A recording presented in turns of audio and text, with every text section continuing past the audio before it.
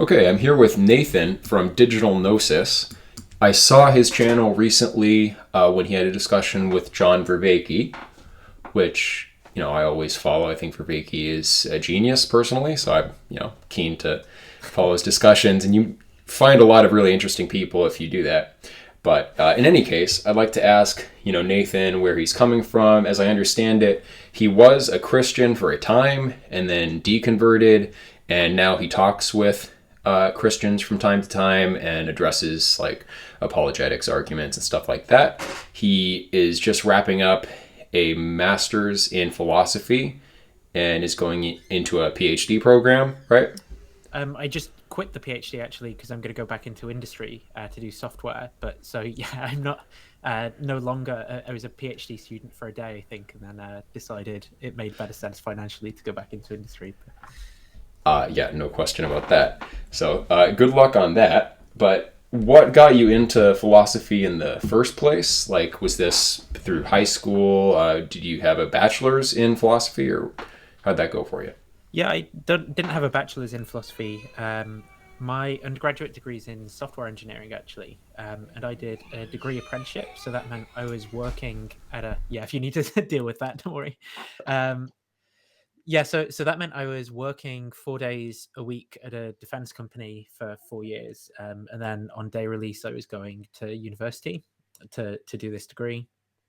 Um, in that time was when I sort of came across Jordan Peterson, and I think his ideas, particularly his biblical series of lectures that he was doing, um, sort of pushed me toward organized religion. I think but prior to that, I didn't have I mean, I probably had more informed views than the average person because in the UK, at least, I think most people just don't really care about religion or philosophy all that much. But I don't think I had particularly well developed views prior to that. I didn't do philosophy in sixth form, which is our like high school before university. I did all sciences and maths. I mean, I'd certainly had an interest in those sorts of questions. I did like a short course in religious studies and stuff, and I suppose broadly interested in philosophical questions um, for a long time. As I think kind of many people are as they develop, right? They start thinking about how it is that words work or thoughts, or could my red be someone else's red, or is there like a different vowel sound that isn't a part of our language, and what would that be like to hear, or a different color we can't see? Um, and so I had those kinds of thoughts, but yeah, prior I think it was really when I was around like 19 or so years old and really got into Peterson stuff that the idea of actually studying religion or becoming a religious person really opened up to me. uh no, I think there are a few things that go into that as well. I mean, primarily trauma, right? Because I'm someone who's adopted, and I struggled with depression. And so being adopted is a large part of why I struggle with depression and probably biological predisposition as well.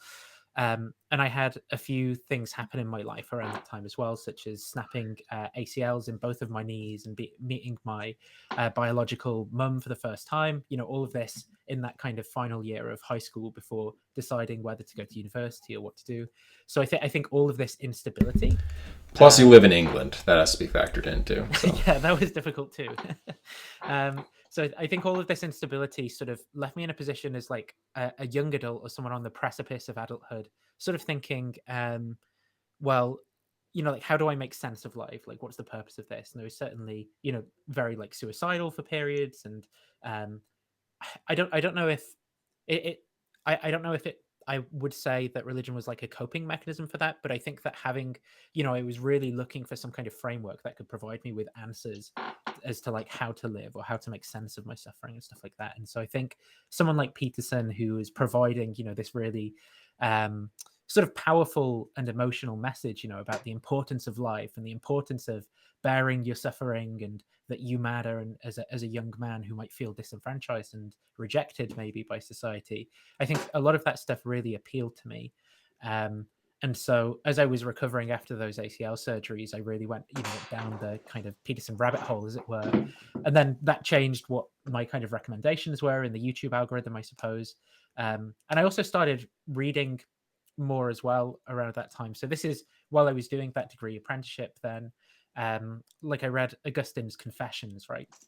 That was one of the first sort of outwardly Christian books that I read, and it's one of the first autobiographies really ever written, and that was just really interesting to me because the whole thing is written as a prayer, um, and Augustine sort of introduces in his autobiographical form all of these like kind of dense philosophical and theological concepts, and I just found that really interesting. And then it was at the same time I started attending a Christian community to do a Bible study because I'd been inspired by Peterson's biblical series lectures, and so I started kind of adopting some of their beliefs, I suppose, over time, that's how I ended up kind of becoming a Christian. And then just to kind of wrap up, I suppose, the story up until now, I was a Christian for around about a year and a half. From the point I would have said I was really like I'm a Christian now and I was committed to it, to the point when I probably deconverted. And then I went through a process after that of about 2 or 3 years now. Coming up to 3 years now, actually, of kind of processing what I would consider the trauma of adopting some very sort of costly and high control religious commitments, changing my life in kind of radical ways, adopting beliefs about the world and my ultimate destination and what's right and wrong and stuff that were very severe, and coming out of that, having that whole structure rocked. And so that's been a kind of journey. And I think the reason why I ended up studying a master's in philosophy was because I was kind of stuck with a whole bunch of these philosophical questions that are put up by religion, like what's the meaning of life. They kind of, I think apologists to convert people kind of have to sell people on problems they might not have thought they had in the first place in order to sell them the solution, right? So you have to get someone asking questions they might not have had about what is the meaning of life, what's my purpose, what really is morality all about, and I think a lot of people are just kind of getting on with their lives and not thinking about these things, and then you can be left with what is your answer, right? And I was certainly in that position. I think after I'd left religion, I'd thought I'd had answers to some of those questions within a religious framework, and so I just really had this intellectual itch to scratch, which is why I ended up doing this master's in philosophy. I've kind of finished that now, and I'm looking to work at like tech startups, really, which is why I pulled out of the PhD program. But so yeah, that kind of rounds off the story, I suppose. Yeah, nice. Okay. So what is your dissertation on? I did my master's dissertation on the fine-tuning argument. Nice. Okay. And that actually, my decision to specifically go down that route, I wanted to do my dissertation on methods and standards of success in philosophy. And my supervisor wasn't particularly happy with that because I think he thought it wouldn't be looked at fondly because it was very critical of a lot of the methods of philosophy. And I think he wanted me to focus more on like first order issue in philosophy and argue, whereas I kind of wanted to take a step back and kind of criticize this idea of just kind of getting in at that point and offering these arguments. Like, well, let's ask some questions about what it is we're trying to achieve, what we think we're actually doing when we exchange these arguments, because I think that there's almost like this kind of game that's taking place at that level. And if you just step back and kind of look at what's taking place, you realize that there's a lot of kind of idling going on in the kind of exchanging of arguments and premises and stuff. And there's a lot of like blank checks that people provide that sometimes they're socialized into talking in these sorts of ways by philosophy. Like you reach a point that you're kind of taught that you have to kind of like justify all of your beliefs, right? And so the process of arguing is about offering justification for certain commitments that you hold, and then it turns out that actually you kind of can't do that. So then you reach these points in your kind of web of beliefs, and you're then given some ways that you can say something at least, which is like a legitimate move in the game, that you can like, oh, I've got this intuition about this thing. It just seems to me that really strongly that that's the case. And then you bottom out there, but then you still disagree with someone. And it's like, well, how do we move forward from that? So anyway, I wanted to do my dissertation on that. and then it ended up just being simpler to talk about a kind of argument that's current, and there's a kind of whole cottage industry around, right? Particularly with respect to theism versus kind of atheism as a discourse. The fine-tuning argument is often held up as something that offers some kind of scientific air of credibility for theism, and I think there are a lot of assumptions baked in that often go sort of unanalyzed, right, about what life is. And so that was really what I was focusing on in my dissertation. What are we actually talking about when we talk about life? Are we talking about something that is even compatible with theism as an explanation? Because a lot of people tend to talk about life in a way that is actually kind of incompatible with a possibility space that includes disembodied minds, right? Because the idea is that there are physical constants that are finely tuned, meaning that of all the values they could possibly take, they take a very small subset of them could support brains like ours, right? And but if in our possibility space we're considering like disembodied minds that can have all the kind of moral agency and intelligence and so forth that we do, well, that kind of changes the way that these fine-tuning calculations work. So that was the focus of my master's dissertation. Yeah, it's a very interesting topic. I have a video probably 2 months ago or 3 months ago on the channel discussing fine-tuning with a guy named Keith Woods. So maybe we could talk about that a little bit. But first of all, what you say I think is true. You know, when your fundamental beliefs are shaken, you have to reevaluate everything. You're going to face some kind of existential crisis. I mean, that's a dangerous time psychologically. And both like conversion events and deconversion events can be traumatic. So, you know, epistemologically, why that would be the case, I think, is related to a kind of holism that is inevitable to a certain degree in epistemology. Like, you know, I'm a big proponent of the Duhem Quine thesis that, you know, there's no isolated kind of brute force facts in nature. Any judgment about the state of affairs of the case presupposes a whole network of theories that we subscribe to. So that's the direction that I've taken epistemologically, and that, you know, it's a kind of middle ground potentially with justificationary methods and then anti-justificationism, like Karl Popper's anti-justificationist, a few others that I've dealt with, but against that. David Deutsch, the physicist, is really strongly against justificationary methods, and they favor this kind of via negativa epistemological approach, this kind of evolutionary. So you set up your hypotheses, and our task is really to like knock them down.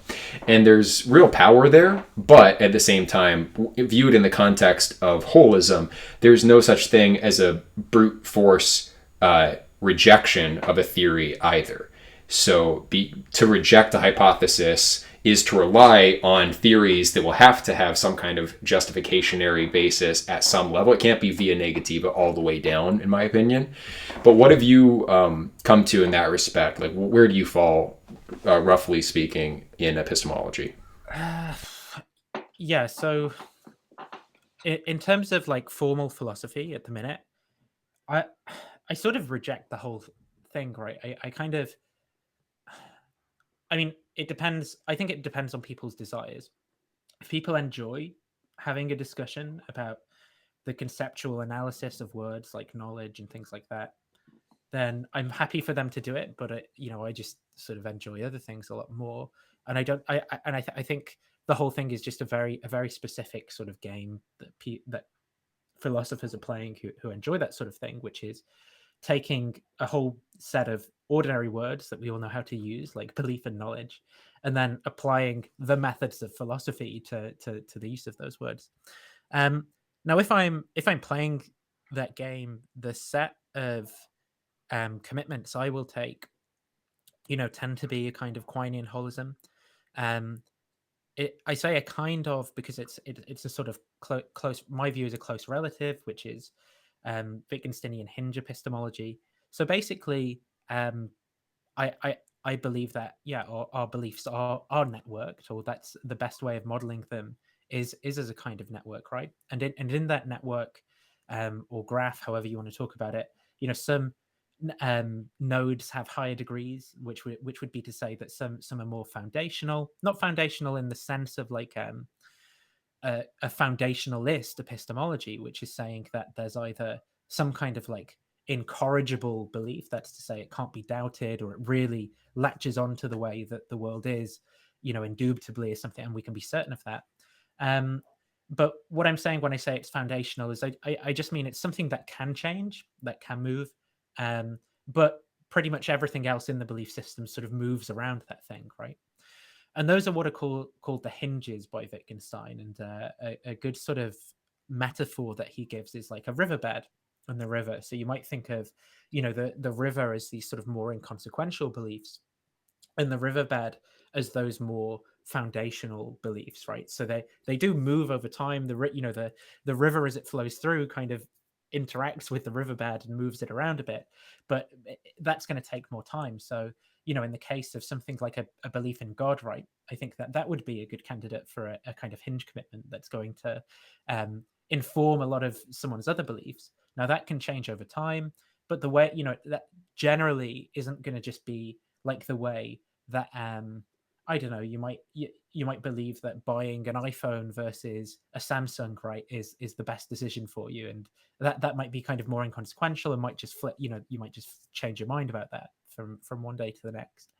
Whereas in the case of something like God, there's going to be a whole lot more going on, whether it be like trauma from relationships or abuse in a church or whatever the hell else, like that's going to like deconvert someone, or similarly in terms of converting people in, there's usually that there's a whole trope of like conversion stories that people have, where I was doing drugs, I was down and out, I just got divorced or whatever, and then I and then I found a church community.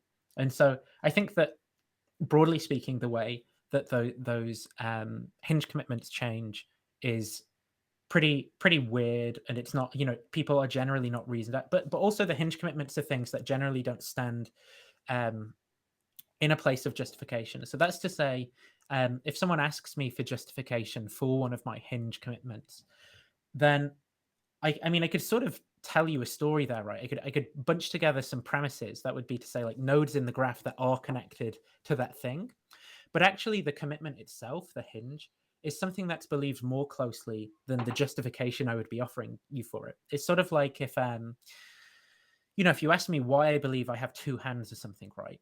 Well, I could tell you a bunch of beliefs that are logically connected to my belief that I have two hands and put that in some kind of like argument form for you. But actually, my belief that I have two hands is more fundamental to me than like those other things that I would be telling you, telling you a kind of story about that entails that I have two hands. So that's sort of where I stand in terms of my epistemology and my views about that. I mean, it's close to a kind of Quinean holism, I suppose. But I generally think that like formal epistemology is not amazing, right? I mean, alongside Quine, I'm a fan of sort of naturalizing this particular branch of philosophy and turning it more into a sort of type of psychology. And I think there are more fruitful research programs in psychology and neuroscience, right, into the way that people form beliefs and what's actually going on there than I think the philosophical introspection stuff can only take us so far. Okay. I mean, yeah, maybe artificial intelligence would be the right place to work out some of these epistemological problems. If you can build a machine that can make functional models of its environment, that's got to be telling you something potentially. But then with the if you turn it into a branch of psychology, I mean, I just feel like there are certain ambiguous elements inherent to propositions about the state of our knowledge or the nature of knowledge that like will never be formalized completely, and there has to be this space, this ambiguous space of like just broad philosophical discourse to make sense of it. And I think it is possible, to make progress in science without reflecting on what we're doing in terms of our belief formation. But yeah, I would say like there's something that philosophy of science is doing And certainly, if you go back far enough, I mean, the attempt to like formalize the nature of true versus false or justified versus unjustified belief is what gave rise to logic in the first place. I think that's certainly a fruitful project. So, but yeah, so that's your epistemological stance, roughly speaking. You have described yourself as a naturalist. Can you give like a definition of what that is exactly, and why you went for that? Yeah. So I think prior to offering any kind of definition, right, it's useful to just talk about what it is that we're doing in offering definitions. And I think often that in philosophical discourses there can be this sort of idea that in offering a definition, what you're doing is you're providing some kind of essential characterization of the word you're using, right? Like you've got it, like the word stands for a thing, and you're now offering, right, essentially what that thing is, right? It's quidditas as whatever in the Latin.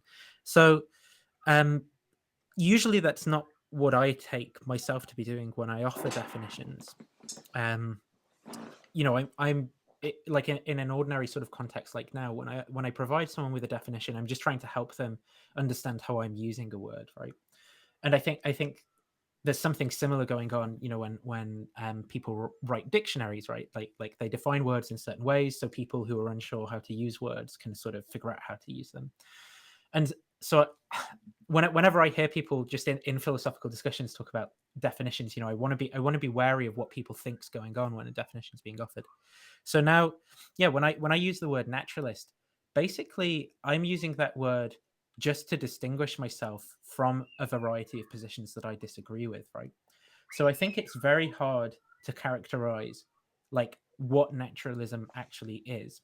Um, but I think that's the similar problem that theism and a whole bunch of other positions face, where it's very hard to characterize what they in fact actually are. But what you can say with something by saying something like naturalism is, well, I'm distinguishing myself from all these other views, right? So these would be views that include gods, include entities like demons, ghosts, a rejection of psi phenomena, so that like people study like remote viewing, like the men who stare at goats type stuff, like out of body experiences. I don't reject that people have those experiences, but like some kind of explanation of them, which is that there's something supernatural going on, right? And uh, it is a somewhat circular way of defining the word, but the way in which I'm using it is just to distinguish what I believe from all of those things. So something that Graham Oppy says, for example, is there are none but natural causes, and reality is exhausted by natural entities. So that's just to say, again, all those entities like demons, gods, pixies, whatever, are excluded from reality, and all of causal reality is natural, and natural processes, natural things. And yeah, there's going to be a lot of philosophical disagreement about the way that I'm defining that word, right? But I think its use is to distinguish it from those other positions that include those sorts of entities and things. Okay. Do you think that is kind of upfront ruling out psi phenomena? Like if we found strong evidence that there was something to, for example, like I don't know, mediumship. I've seen some studies actually, kind of double blind scenarios where they get a medium, purported medium, and ask them to recover certain information about a deceased person. And in some of these groups, they're getting statistically significant results. I mean, there obviously something could be awry in the experiments. There could be a interested party among the scientists there that's trying to advocate their view. That's probably the case with this guy William Tiller, who is one big proponent of psi phenomena. But I've looked into this stuff a bit. Do you think it's like upfront, not consistent with naturalism, that any so-called psi phenomena could be real, or what do you think?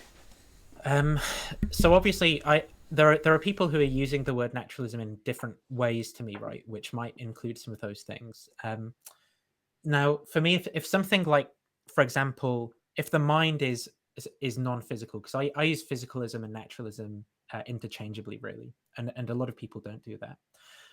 So if the mind is non-physical, or if the causal closure of the physical is violated or something like that, which might be what is, purported to be established by some of these like psi phenomena experiments, then I would say that's very strong evidence against like my theory, right?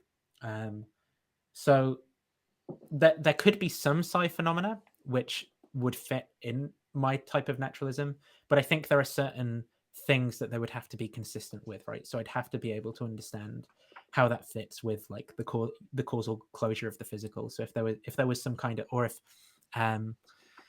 if there were weird things going on with like information, right, in the physical sense that physicists talk about information that violated some of our like established physics, then that would sort of be, again, very strong evidence against my sort of naturalism.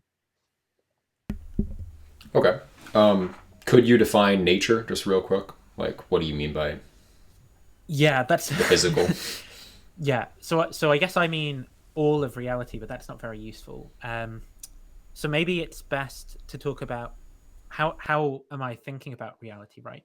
And I'm thinking about reality, again, everything being wholly ontologically reducible to fundamental particles, right? The things that there are, that the physicists and so on talk about. And I think about everything as like a four-dimensional manifold. So again, the way that physicists would think about the universe. Okay. I've heard people say that the prevalent position among physicists today is that space-time is actually emergent from quantum information. So do you think that would violate naturalism, or? I mean, it's not reductive naturalism, which is the view that I'm advocating for. I mean, maybe they just know some stuff I don't, right? And I've got to learn more. I'm not particularly someone who's particularly well versed in quantum physics, right? So maybe that's something that would change my view. Generally, when people talk about emergent things, I'm yet to study any example of emergence where the emergentist explanation is better in my view than a reductive explanation. But maybe quantum phenomena is the thing where that's the case, right? Where you have some kind of emergentist laws, and that's and actually a reductive explanation just can't even explain it. I don't know, because I've not looked at that particular datum thing that stands in need of an explanation. Okay. Yeah, and I'm not an expert in physics myself, so I tend to agree with those who say that space-time can't be fundamental, just because some phenomena, some experiments from physics are puzzling. Like even something as basic as the double slit experiment. I mean, how is it that we get this interference pattern when observation does not occur, does not occur, and then we get the two lines when there is observation, and you can say the wave function collapses. Oh, all right, but was the wave function distributed over space in the first place? I know the quantum state is in Hilbert space in physics, certainly like in the mathematics of physics. So that's not in physical space. And we use Born's rule as a kind of rule of thumb to like map it onto a probability distribution over real space. So that already hints that like maybe there's something more fundamental going on than like particles moving through space, and how a particle could act as if it was distributed over space and then kind of recollect itself into a single thing. That's also curious. Are you committed to the idea that particles are fundamental? Again, I've heard people say that like what is the real entities are these quantum fields, quantum field theory, and particles are kind of emergent behavior of these underlying fields. I mean, that doesn't seem inconsistent with naturalism to you, does it? It doesn't seem well. I think a type of naturalism, right, could include emergentist causal laws. Like I say, it's not one. It just isn't my favorite explanation currently, because I don't see anything that certainly stands in need. There are highly controversial sort of things that are generally posited as standing in need of like an emergentist explanation. So generally it's going to be consciousness or something quantum. And those are two sort of fields of study in which there's a lot of controversy and disagreement, and everything's like very recent. So I don't think I'm kind of driven there to abandon a kind of reductive explanation, though, you know, certainly I could be as more kind of evidence is gathered and we come to understand we have more experimental data to make sense of, you know, the experimental data we currently have. When it comes, so someone like Alyssa Ney would be someone who's far better to like read on this than me, because I just have these kind of layman's understanding of what's going on, and layman's understanding of even the various philosophical explanations that are available, because I mean, it's just not something that interests me that much anymore. Like I don't think that much. If I wanted to be a physicist or something, which, you know, I don't even know if I could do at this point, given my like brain capacity and age and financial resources and stuff. Maybe I would care and devote everything to that, right? But otherwise, it just seems like a bit of a waste of time for me. But I mean, that being said, as far as I'm aware, there are several. I think on the Wikipedia page, it's something like 32 different sort of well established interpretations of quantum mechanics. I mean, the standard one that gets taught in universities is the Copenhagen interpretation. People like Sean Carroll tend to advocate for like the Everettian interpretation. There are interpretations that people who I would consider more fringe, like Bernardo Kastrup, go with, which postulate some kind of like conscious observer, right, as collapsing the wave function and having a role to play.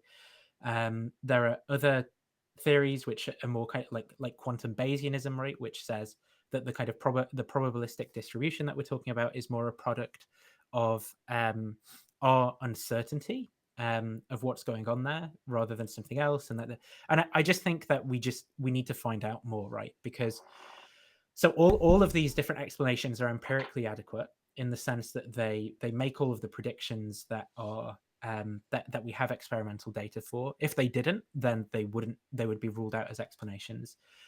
Some of them might be better than others insofar as they like postulate more things, or more kind of entities that are unique and not motivated by like other branches of knowledge that we have as well. But I just think we need to know more, right, to start kind of narrowing down what the best explanations are. And that's one for physics to do, really. I don't think I can figure that out from kind of introspecting. I don't think I have good intuitions about the way reality is as we start getting to these like really small, weird things that are happening. And so I'm happy to just say that, yeah, there's like a big kind of uncertainty for my overall philosophical worldview there, right, as to what direction that'll go in. It could be something that's inconsistent with my current naturalism, but it also might not be. Okay, yeah. It's interesting to read like the founding fathers of quantum mechanics on some of this. Many of them were actually mystics, so they kind of had the belief that there was a underlying, more unitive reality, and then space-time is kind of this appearance out of that more unified underlying thing. In the correspondences between Pauli and Carl Jung, they talk about the kind of equivalence of this Hilbert space domain and large scale kind of quantum state like objects serving the same role as archetypes in a collective subconscious. And yeah, I mean, it's a very interesting space, and for even non-experts, I think, to think about that question, whether you have good intuitions or not about the nature of reality. I mean, that would feed into your epistemological priors. Maybe that's one of your hinge beliefs. I mean, would you characterize your skepticism about your intuitions in that way? Oh, sorry to interrupt, but I think that is more based on, rather than it being a thing from my priors, I think that's based off of a whole bunch of stuff I found out about the world. I mean, I think absent pretty much most evidence, the idea that I would have good intuitions is going to have a relatively, well, it's either going to be that I may I have good intuitions or I don't, right? So maybe I did get 50-50 prior to any evidence or something. But I think it's as I've found out more about the world, um, that I've been like, oh, hang on, that's not at all what I thought it was like. I think most of my intuitions were probably more sort of Aristotelian in nature and even teleological. And I think that's borne out by the psychological literature that people are sort of cognitively satisfied and expect and desire like teleological explanations more that, like the famous experiment with the triangles running around on the screen where there's like one triangle that's like a big triangle that chases the little triangle. And I say chases, right, that because that kind of implies some kind of intention. But they ask kind of children and what's going on, and children are like, yeah, that one's like bullying the others and stuff. And really, it's just triangles moving, and that's supposed to be suggestive of that we desire or think in terms of these sort of like personal or agentic explanations.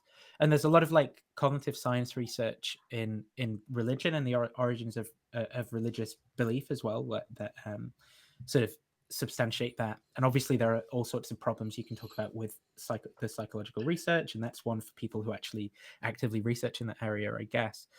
Right. I actually meant intuition more, in the context of intuitions about space in like the Kantian sense. So do you think that at that kind of deeper level, that you would expect intuitions to be reliable? I guess it's kind of tied into where you place mathematics in your ontology and how math is supposed to work. So I think it's clear that like human beings have access to some intuitions in that Kantian sense that allow objectivity in mathematics. And then if objective math maps onto objective physics, then it would give us a bridge to like ground intuition about the external world in deep sense. So do you think that there's something to that, or what do you think there? Yeah, so my view of mathematics is that it's a human linguistic activity. And linguistic, we might be prone to sort of think of verbal noises or in particular or writing literature or something like that. And those are certainly what I'm talking about when I talk about linguistic activities. But I'm also talking about body language, the sort of movement, like I'm doing lots of stuff with my eyebrows and my face and my hands as I articulate, like you're nodding, right? I encompass all of these things under linguistic practices. They're all things that take place in space and time, according to, I mean, certainly the nodding and stuff. The controversial part is going to be whether we're expressing a sort of mysterious thing called a proposition which bears truth, right? And I don't think there's anything like that bears truth in this philosophical sense. I think truth is a word, and we both sort of understand what it means and are able to use it in space and time, as well, by making verbal utterances, writing things, assenting to things, engaging in those sorts of activities. So yeah, when I look at maths, I look at it as another one of these linguistic activities that people engage in. People are trained to write Hindu Arabic numerals, taught about like the successor function, taught addition and multiplication, how to go on, and and I think people who go into pure mathematics, like my girlfriend, for example, who's got her undergrad in maths and is doing a master's in maths part time while she works, in particular, develop a kind of appreciation for the the kind of people that when you get out there to the kind of more research in pure mathematics, it really is people kind of playing games, like setting down rules for how to manipulate symbols and how to think about things. And like, yeah, okay, occasionally it turns out that you can apply these things to certain fields in certain ways, and you can say that that's pretty interesting and pretty weird. But a lot of the time, particularly in the case of pure mathematics, it really is. It's almost like a really hyped up version of crossword puzzles or something, where you can define all these, like you basically define what it is that you're allowed to do with certain building blocks, and then you figure out if there's new cool things you can do, or you might sort of come up with a new term or a new symbol or something, or a new way of thinking about stuff. And yeah, from my point of view, there aren't any kind of like entities that are numbers or something that are referred to by words, or when I count 1, 2, 3, right, everything that's happening there that you saw happen before you, that I did with my fingers and the noises I made, that's all there is going on there from my point of view. And I'm just someone who's been socialized to do that sort of activity by my education and so forth. I don't know if that quite answers what the intent of the original question was, maybe, but yeah, that's some meat on the bones of my views about maths. Sure. Okay. I've been very influenced by Max Tegmark on this question, and he makes some powerful arguments, I think, that there's more to math than linguistic convention. I mean, the fact that it works to describe physical reality is curious. Also, the fact that it's not that we observe the empirical world and then develop math to describe it in all cases. Very often, a mathematical discovery will ex post facto be applied to some new physical discovery. Mathematics of fractals anticipated their discovery application in various natural systems, the phi ratio, stuff like that. So that's, something that I think would need to be explained. Like, why does math have this very robust ability to map the physical world? I mean, if one is totally arbitrary convention and one is the objective nature of things, why do they seem so inherently wedded together? Like, where did that Cartesian, or I guess Galilean, confusion in the first place come from? Sure. So it's interesting that for you, that seems sort of like strange, which I think this comes from like Eugene Vinger's paper, the Unreasonable Applicability of Mathematics, and this is something that a lot of apologists and William Lane Craig have been pushing recently. Like, why is it that mathematics works in our world? And I think, under my view, it's actually very unsurprising that mathematics works, because it's something that people have come up with, right? So the stuff that was useless, people just stopped doing for the most part, right? If it wasn't applicable, then it didn't do anything for people. It didn't help them in their various activities, whether that be agriculture and farming or engineering or whatever else. So the fact that the mathematics that we do have is the useful stuff, I think is actually very expected under, like, the mathematics that most people learn, for example, that we teach in education. That stuff's all fairly useful to people's lives, and I think that all fits very nicely with the idea that people have come up with this stuff and it happens to be beneficial for the types of lives that we lead. What was the second part of the question? Sorry, I've forgotten. I'm a little bit ill, so my head's not quite. Yeah, no worries. Why does math work is the main question that I was asking. And this, basically an evolutionary explanation, gets us, I think, part of the way there. I don't know that actually tracks, like, the history of development in mathematics. Why it is... There's a deeper question here where, like, okay, we're a naturalist, we're a physicalist, and mathematics is a kind of linguistic construct. Was it true, let's say, like, at the beginning of the universe, before human beings existed, that there were a certain set of coherent, symbolic mathematical languages that could have been agreed upon by human observers? It's like the fact that we agree on these, like, little Sudoku puzzle type abstract mathematical systems means there's some functional, integrity that certain symbolic systems have. And it's not just that it's been selected for fitness, but there's a kind of prior selection for intelligibility among mathematical systems. So do you think, like, at the outset, before the creation of man, or the evolution of man, was there like a possibility space of coherent mathematical structures, or do they for the first time just like snap into being when someone puts it down on the paper? I guess that's also tied to your theory of time. So where do you fall on a theory of, there's two questions there, theory of time and what, like, were possible mathematical systems possible or impossible before they happen, and then the time question. So, theory of time, I guess, like most of these like heavily theory laden philosophical topics, I honestly don't have a very strong view and don't like care that much. But if someone really annoyed me and I wanted to like debate them and make them look silly or something, I'd probably go with like growing block B theory. But I'm just trying to figure out like how I'd motivate myself to care enough, right, to talk about philosophy of time. So yeah, at the initial point of it, you've got to think about what the question is, I think, that you're asking when you're asking me to kind of conceive of these conceive the question that you're asking me about the mathematical languages, right? Because I'm not 100% sure what the question is. Now I think it's if I imagine myself there, would I be able to describe things mathematically or something like that?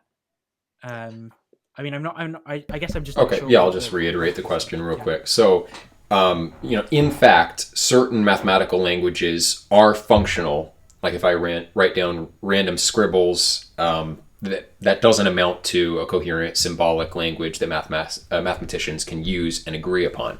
So there's a finite set of symbolic languages that function coherently for the mathematicians' purposes. Regardless of what exactly undergirds their truth values or whatever, there's a certain set of things that count as math and things that don't count as math.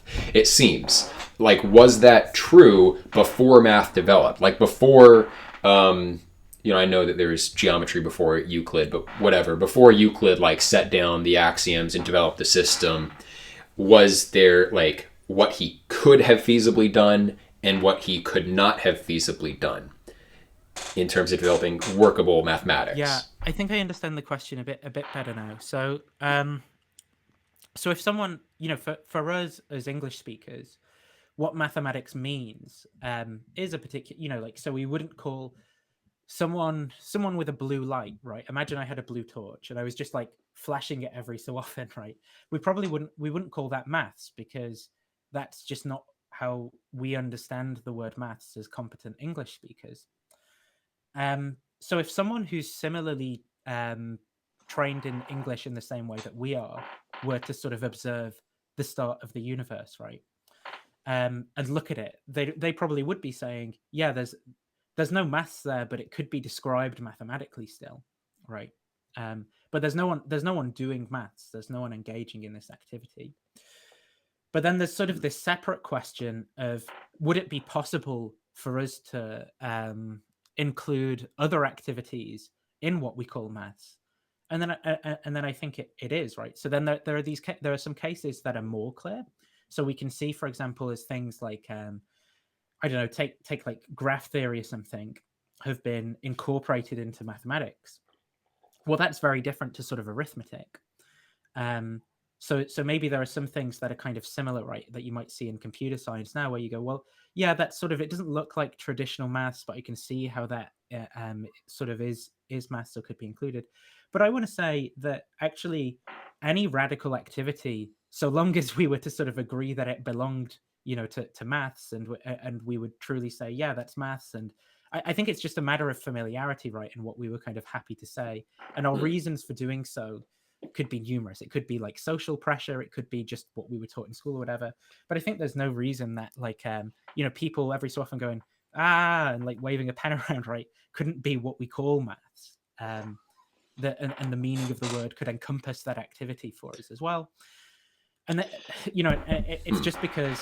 Oh, how about this? I just want to. Aristotle in on interpretation has a conventionalist position on the development of terms, but then he believes that the notions are universal and natural. The soul. Right. Yeah. So those.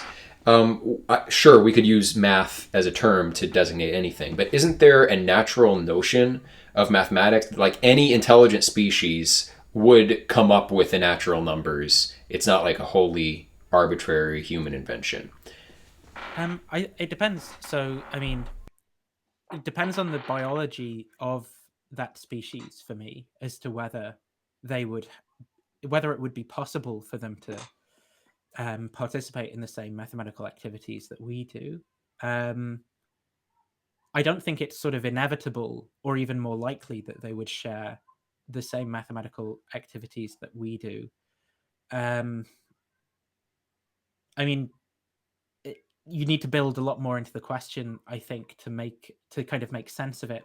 But if we have like primates kind of like us or whatever, or in a similar ecological niche, but I can sort of tell stories, about there are even cultures where it's been very hard to, like the Piraha that Daniel Everett has studied, the sort of go-to example, where it's very difficult for anthropologists to even make sense of, to try and find what mathematics is in their paradigm, just because, well, first, there's no like one-to-one translating between languages, particularly languages that don't share histories or a lot of history. So it might be more easy to do that between like European languages, right, which share this common history, but an isolated tribe like the Piraha has far less in if it has anything in common, it goes way further back and a lot more stuff's happened.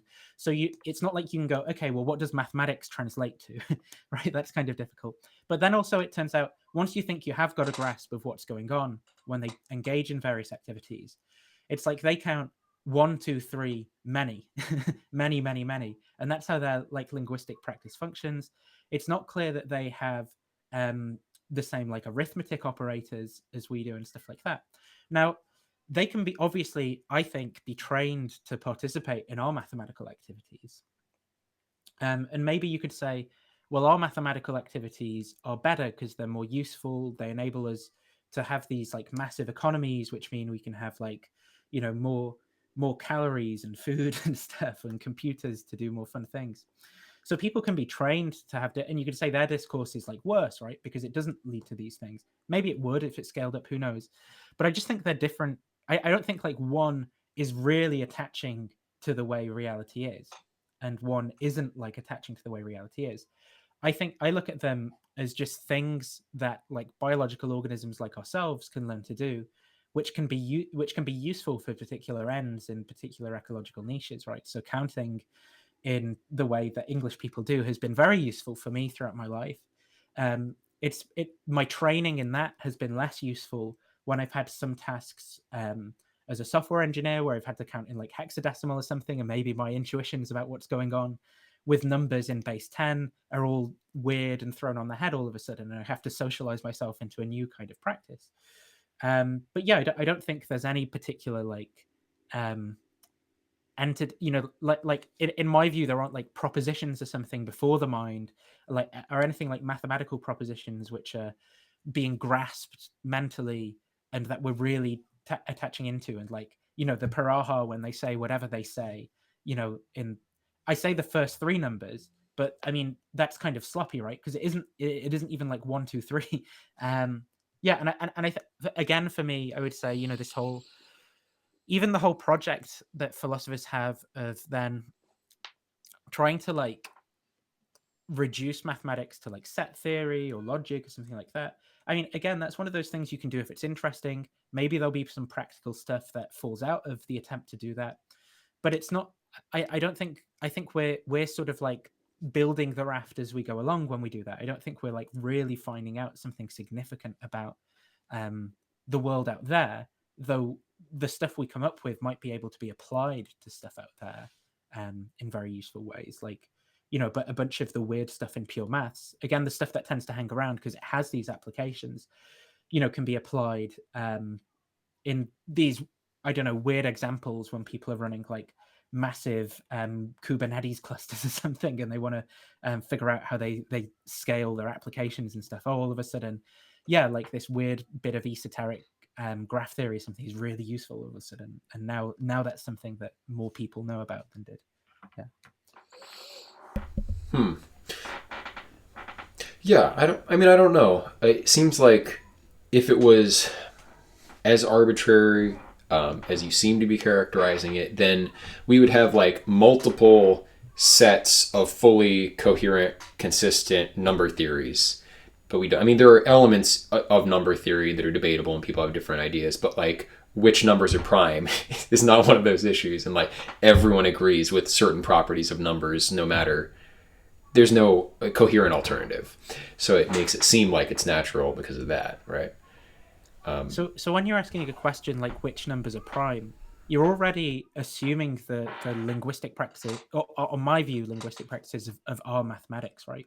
So you can't frame a question like which numbers are prime from, the alien flashing blue light thing that could possibly be incorporated into mathematics as an activity.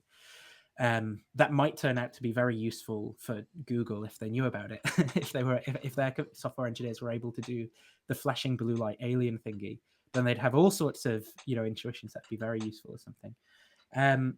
You can't frame a question like which numbers are prime without assuming like our number system, right? Because we're talking about factors, we're talking about the integers, and we've already put in place all the pieces, so to speak, such that we're in our linguistic practice there.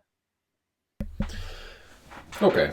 I mean, still to my mind, abstract systems, it seems like there is this kind of realm of pure true false propositions that characterize the systems. Like even something like chess, the moves that are possible on the chessboard, like once you establish the rules of chess, you define like an infinite set of legal games, and that's not arbitrary. And when you play a game, in a sense, you're just discovering a natural entailment that flows out of this rule set. But then the question is, well, is the rule set fully arbitrary? And I think if you scale that process of setting rules down far enough, there's going to have to be some kind of hardware component in like neurological circuitry, and maybe that's where like the way that we are able to set rules is necessarily connected to the laws of physics or something like that. Michael Levin, biologist, has this point about like the evolution of biological systems, that like evolution doesn't do everything in giving functionality to cells. There's also like this, they kind of get free rides at certain points in their evolution when they tap into natural laws, right? It's not just the matter of the thing, it's the laws that structure the cell that allows it to do what it does. And so if a cell develops something that functions as a transistor, all of a sudden the laws of logic, snap into place, and you have access to a whole bunch of operations functionally as an organism that you did not have before you tapped into that kind of Platonic realm of logical operations. Turning down my heater, by the way. I'm not. Sure. Yeah, sorry. Yeah, but we can, let this point lie. That's perfectly fine. Definitely, I think. I don't mind. Yeah, that's an interesting question, though. So would you say that you're like a nominalist generally? Again, like that's one of those debates that I don't really care for, and I think has a bunch of assumptions baked into it, like that you need to provide some philosophical theory about the grounding of universals or whatever. That what I actually believe is that that's a useless conversation to be had. Now, if someone again wants to like have this deep and profound philosophical discussion, I can sort of defend whichever position is the opposite of the person I don't like, I suppose. So, usually that's going to be something like Quinean paraphrase, or like class nominalism, or resemblance nominalism, ostrich nominalism. But it depends on the context, Like again, I just don't think it's that important of a question. I don't even think there are really. I don't think people are really asking like well-formed questions in that debate, right? So it's something I generally try to avoid, unless someone's kind of like upset me and I want to make them look silly. Then I'll be like, oh look, here's a bunch of stuff I know about this you don't. Okay, yeah, fair enough. I just kind of wanted to apply it back to the concept of nature and the physical, because to my mind, those concepts can't be very meaningful unless there's some level of realism supporting them. So when you say that like the existing entities are space, time, matter, all of those are universals, right? Not particulars. So at least those universals have to have some kind of reality to make naturalism like a meaningful thing, I think. It depends on your natural, like, so my view of language is very different to the one that's been sort of assumed in that question, because my view of language is that meaning is use. So, there isn't like a proposition that's a bearer of truth in my view. um I'm an English speaker and I'm able to successfully communicate just in case I sort of achieve my goals in moving my face and body in the way that I'm doing it and making the noises that I do. And fortunately for me, most of the people I interact with are also trained in this same sort of elaborate system with enough of an idea that I can sort of cause them to um, go on as I intend to. And if they don't, then we have these other sort of like little linguistic practices about, well, what does that mean? Have you understood? And all that sort of stuff that hopefully they're trained into as well. And there's even the possibility of there being so much disagreement that I just can't communicate with people. That's something that happens all the time as well. So yeah, when we talk about when you talk about the things that you're referring to as universals, I mean, I think there's a part of philosophical discourse, right, where philosophers say the word universal, and then go about this other bit of linguistic practice called offering candidate explanations and debating, right? And so I agree that those words exist. What I don't agree that's happening is that there's a thing called a universal, which is referred to by certain terms that philosophers say are universals.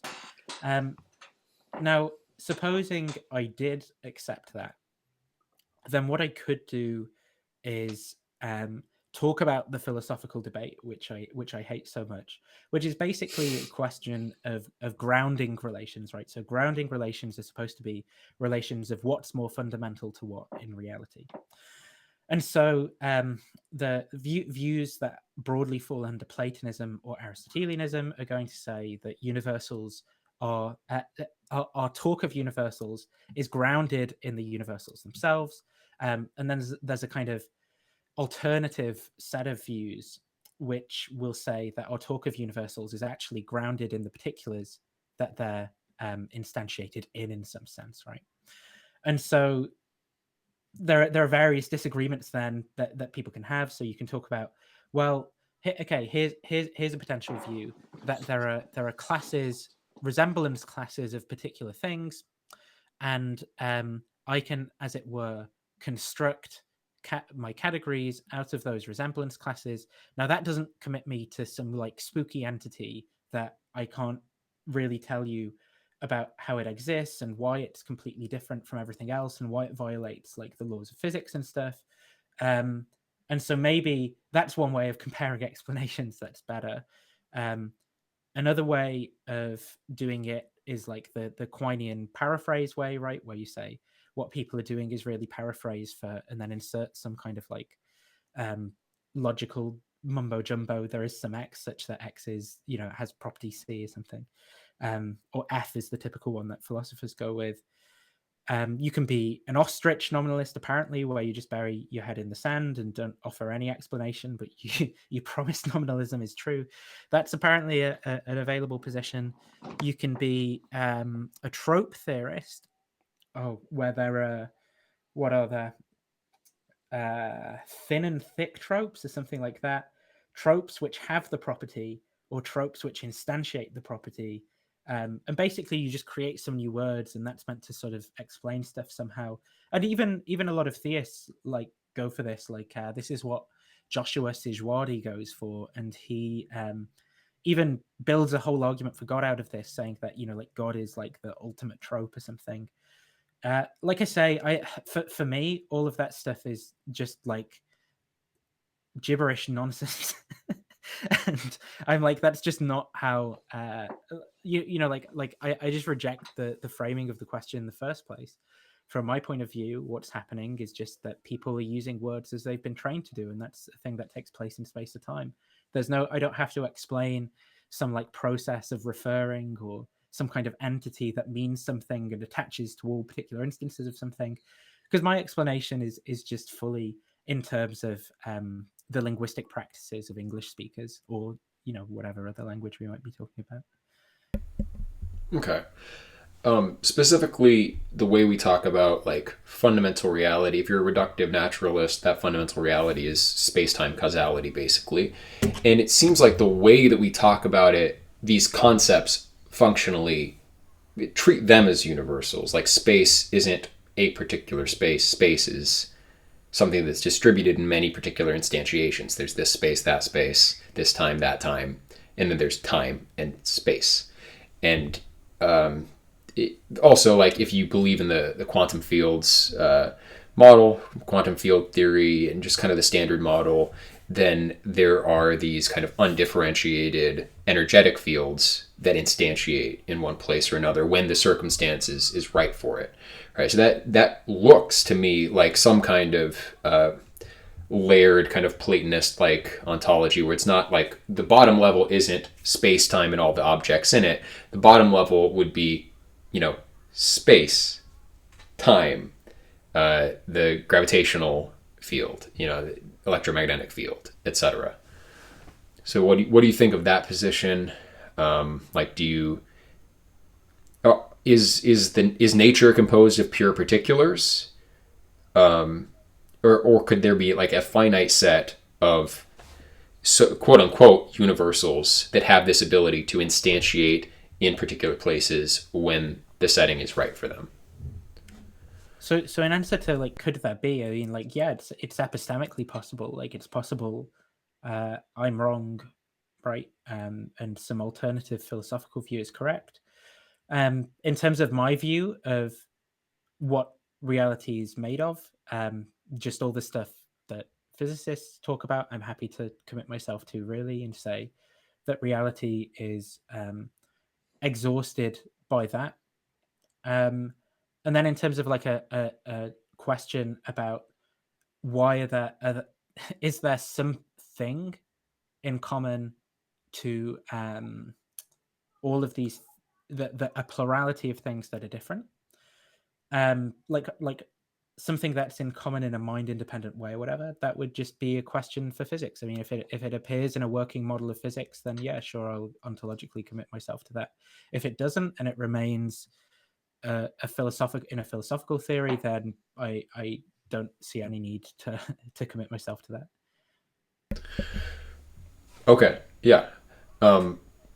It's struck me that what I see from physics, where you do have these kind of universals in a sense, fields, whatever, and they're instantiating particular places, that kind of grounds in the same way that Platonists would say that the form grounds the term or its truth in some sense, then that would give a ground for talk of space or time. Because if you're talking about pure particulars, then I don't know how linguistic reference ends up being efficacious.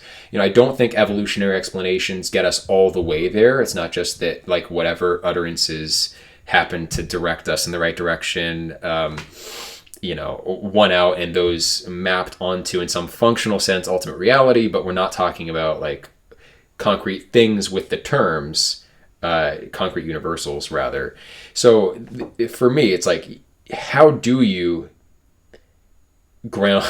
I know you seem to like dismiss this whole discourse about grounding truth claims, but like, how do you do that exactly, and why does it work? Why does the language of physics actually function to engineer things, to make predictions? It all seems to work very well. So what accounts for the efficacy of language? This kind of the conventionalism all the way down doesn't seem to cut it. So what accounts for why physics works so well is that if we look at the kind of history of physics and where it's come from, it's that there's a kind of story to be told about this human activity in universities of thinking about the world in particular ways. It's turned out that way of thinking about things has been incredibly powerful for the people who have done it, insofar as it's allowed them to make things and do things in the world that people who didn't engage in that activity couldn't do so. And so that has enabled individuals in societies which have practiced physics, and those societies, groups, communities to flourish more, and then to encourage people to do that physics. The unsuccessful theories, the ones that haven't been useful, have not survived. Right? They've not been passed down, or maybe someone will look into them in some kind of like obscure PhD thesis on, why. People always reference like the theory of caloric or something, right? But very few people ever really go into what it has to say about anything. And it's just because those theories are not as useful for us as the alternatives, which we've instead adopted and continue to teach people in high school, and then people go into university. Some people go on to universities and they develop a more ingrained understanding of those things. And and on that view, all that's taking place is that people, again, coming up with ways of talking about things, ways of engaging in activities. So, I mean, language here is viewed as an activity that takes place in space and time. We can construct. I want to distinguish what I'm saying from like a constructivist or fictionalist position, but we can. So perhaps the use of the word construct is unhelpful there, but we can come up with new words or tokens of language with different conditions of use, which we can then teach people those conditions of use, or they might then take that word and maybe modify it, start using it in a slightly different way. The ones that work will catch on. The ones that are successful, and then we have what successful means is different in different contexts. Unfortunately, it can mean the capacity to get a grant or to get published, right? Which is why there's so much trash around in academia these days, perhaps to in the past when funding structures and things were slightly different. But I think insofar as we incentivize and encourage, like doing things with our theories, then we end up with theories that can do more over time as we encourage people to kind of like come up with them and work on them. I just don't really see a requirement for like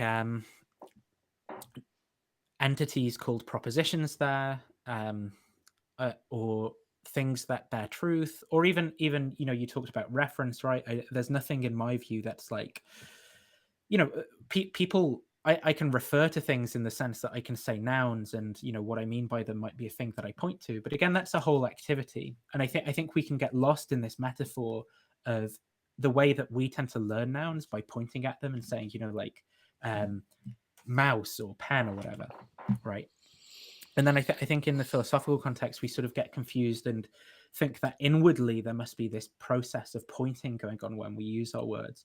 And again, I just don't think there is. I think that what's taking place is everything you see before you, my facial movements and the noises I make and so forth. And just as long as you go on sort of the way I expect, we have agreement and concordance. Yeah. So the evolutionary explanation, once again, I don't think empirically that actually works. For that, it's kind of like the 100 monkeys typing for 1,000 years. Eventually, you get the works of Shakespeare or whatever. I don't think there's been enough physicists putting forth models and then being tested for their use value in different societies for that kind of evolutionary explanation to like bear the well, the it's not burden exactly there. analogous there, is it? So that the idea of the monkeys typing is that you have a sort of a random character generator, as it were, with infinite resources. And so this is a sort of way maybe of thinking about like a probabilistic way that something random might be working. But I don't think that there's anything random. Well, there might be some things random going on causally in terms of the quantum levels or whatever, but I don't think there's very much random going on when we talk at the level of like human organisms operating. I don't think that physicists, people who choose to do like a PhD thesis in physics, are making arbitrary or random decisions. Like it just kind of I think that their decisions are motivated by all sorts of like reasons and desires that they have, the stock of knowledge that they have about the previous physics, which constrains the set of skills that they have, right? So they it's not the case that there's like a random activity generator, and it's like, well, what my thesis is going to be on, pop like random random thesis dot generate. That's actually informed by the stock of knowledge that they already know, which has been constrained and narrowed down over time.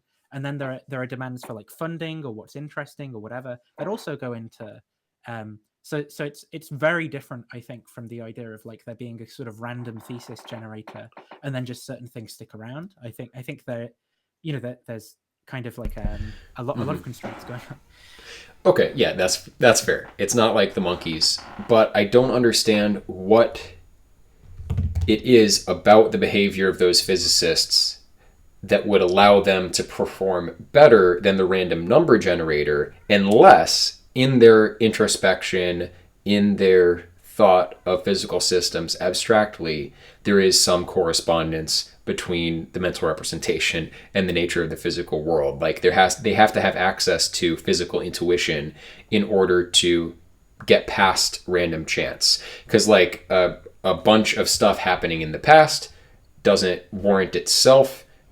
Yes, they have like previous physical theories to look to, but then they'd be in the same boat as like a random number generator that has the partial document in front of them and then goes about randomly generating. Like there has to be something that gives them an edge over the random number generator. I don't know what that is for you exactly.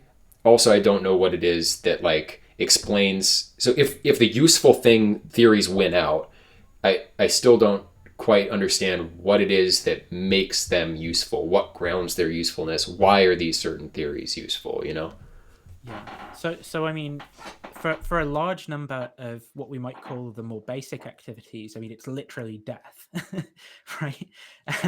The humans that have stuck around have done so from their capacity to sort of gather resources and so forth, and the various there are various kind of things, like you might say our capacity to produce noises through our voice box, or to have the kind of like digits we have that have more so been selected for by death. And then there are also like dispositions in our neurology, right? So you might say like certain things to do with like altruism or preferences to sort of like help other people in the group has been like a successful strategy. So maybe like certain ideas about helping people in the group and stuff, those sorts of things might have been selected for, which might predispose us to act in a certain way.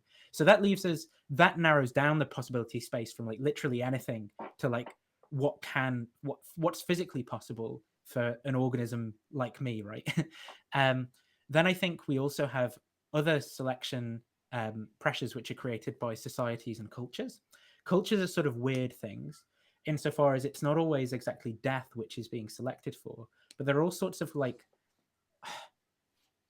rituals and even what success is that we sort of collectively create. So if we look at our current economic I mean, it's kind of weird because it does cluster around it does tend to cluster around resources, right? So I mean, if you look at the number of kids that like NBA stars have, like the number of women they sleep with is like insane sometimes. I mean, obviously not for all, because people have different desires and so forth. Or if you look at someone like Elon Musk and the number of like he's had like 7 so having a lot of wealth, being successful in certain ways or whatever, certainly provide someone with the capacity to care for kids. I think there are people with other strategies as well.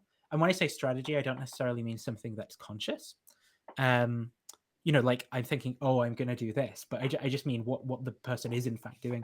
And that might involve like actually sleeping around and not caring for the kids and stuff. And that kind of seems to work for some people. But I just think there's this really complicated story to be told about the system that we've created in terms of the economics of it, the kind of like the linguistic practices of like talking about our values and desires, even the stories we tell, right, about what's a good thing to do, like in the Lion King or in Frozen or whatever. And I think all of these things come together to inform like the decisions that any individual organism makes. It's like, I mean, if you're asking me for sort of an explanation of everything, it does happen to get that vague, because it really is like, well, it's just everything that's taking place, right, is really, really complicated. What's going on as to why any particular physicist like chooses their thesis over some other thesis. And I don't think there really is like unless there's a more kind of well-formed specific question, I don't think that there's like some general hypothesis that's going to be useful there of like why physicists choose their theses. Right. Yeah. The question is more like why certain theses work. Let's put it this way: if I develop a mathematical model and that is effective, to my mind, there has to be some kind of correspondence between the nature of the mathematical model and the nature of the physical reality it's describing. Syntactically, maybe not in terms of the individual characters that are used, but the syntactic structure, like the network of relations that constitute the model, has to map in some way to the physical reality. And if that's I think you'd want to say then semantic rather than syntactic there. Like I understand what you're saying, and I think it's a very tempting way to think about things, right? So the reason I say semantic is because I think what you want to think, what the model you're advocating for, is sort of that there is, you know, this thing in the mind, which I've been quite keen on insisting. I sort of don't think there is, you know, no beetle in the box, on my view. You know, like a kind of picture or a representation or something. Now, that's not me saying I can't think of things, but I'm saying I don't. I think there's a misguided initial way of talking about it, which gets away with too much. And as we kind of actually introspect on what's going on, I think we find that we've just sort of accepted a way of talking about things that isn't, you know, what really seems to be going on. But yeah, so I think the idea is, you know, not syntactically, but semantically, that the word expresses an idea or a proposition or something, and that's like a picture of states of affairs in the world in some way. And then there's this correspondence, right, between that model, we might say, or that picture, and the way things are in the world. I mean, feel free to come back. No, I would defend the. Oh, sorry, I forgot I was muted. Yeah. So I would defend syntax because I think in mathematical systems, the semantic content of a variable is defined by its syntactic relations, and that's it. Like that's what makes it a mathematical system. So. Well, there is syntax and semantics in mathematics, right? So for a formal closed system, the semantic value of a given point in the system has to come from its relations to the other points, right? Don't you think? I mean, I'm just not sure what that means really, because, you know, insofar as I understand semantic, suppose. So there's like a theorem, right, in graph theory that that there's an Euler circuit for any graph, any connected graph with where all of the vertices have an even number of degrees or something like that, right? And that's a theorem in graph theory. And that the semantics of that is what the proposition is supposed to mean, right? And then the syntax of it would be the particular grammar that you're expressing it in. So that can be expressed in like some kind of predicate logical language, right? Where we have like the upside down A, like for every X, you know, and then we'd use symbols to mean like our particular predicates or whatever. And then the reason that syntax is useful is because it enables you to like compute things, because there are rules for syntax. So it's mindless computation, really, like literally it's manipulation of the symbols purely. And there are rules that guide and permit that. Whereas I think when mathematicians talk about the semantics of it, they're really talking about what it actually means to them, like the understanding. And I think that's what leads us into this like picturing idea of a proposition bearing truth, because it's like that is a true proposition. Well, what does it mean? What does it stand for? What does it Okay. My meaning was really essentially like if you say x plus y equals z, then I mean the semantic content of x, as far as because we don't know what x is, it's empty, but it is, you know, like z minus y. We know that. And that's strictly syntactically determined. Yeah. So I think that's just narrowing in, leaving semantics aside, just the syntax of physical theory, mathematical theory. There has to be a relation, I think, to the structure of underlying reality. And that's where I would say, well, okay, the easiest way to make that work is if there's something language-like about reality as well. So just like you have a syntax of mathematical objects and a mathematical expression, you have a syntax of physical objects, and they're like there's an analogy between language and the nature of things. And I'm not the first person to say that. Obviously, there's some kind of logos at work and in the world. I think that allows you then to like ground, why do certain physical theories work? There are the theories where the syntax of the math maps onto the syntax of the physical world. And otherwise, what accounts for the usefulness? Not like how it came to be and how it was selected for, but because that, I think that kind of just ignores the question of why does the one that wins out win out? Why does it actually work? Right. So I do think that what you're going for there, you want to go with semantics rather than syntax. And I'll try to explain why in maybe a better way. So if we're talking about the syntax as like the basically grammatical permissibility of certain statements, right? What we're talking about is a formal language where there are marks on a page, basically. Now, we're going to have a meta language, which is usually going to be our ordinary language that we just assume we speak, usually English, right, for us as English speakers. And we can leave a whole bunch of difficult questions about the meta language aside and just assume we speak English and that we're kind of common with the practices of writing English and stuff. And all of a sudden, what we kind of do, we define our language quite rigorously by making marks on a page and saying like, this symbol means this, or this symbol permits like these moves or whatever, right? But the syntax there, in terms of, what's a well-formed formula, for example. So you might have one arithmetic language which permits like x plus y equals, or you might have another. One way in computer science that things often get expressed is something called Polish notation, right? So then you'd have the two variables like x, y, and then you have plus afterwards. And the reason for that is because it makes it easier to parse the syntax in a tree. But the point is that the syntax there is it's entirely physical. Like it's physical in terms of it's like written on a page, like the brackets are there or the brackets aren't there, and that's the syntax. And the semantics is supposed to be like what this thing means rather than what's like permissible with the symbols on a page, right? And so the syntactic view of the symbols on a page is more what I'm saying. I'm like, we've kind of got lost in it because we're so comfortable with our practices and with doing these things, in sort of metaphors of grasping entities. Just because we're so familiar with like counting and stuff, we think that there's like an inward thing we're pointing to, rather than that we're just trained to make like noises in space and time or do things and stuff like that. Do things with our fingers and so on.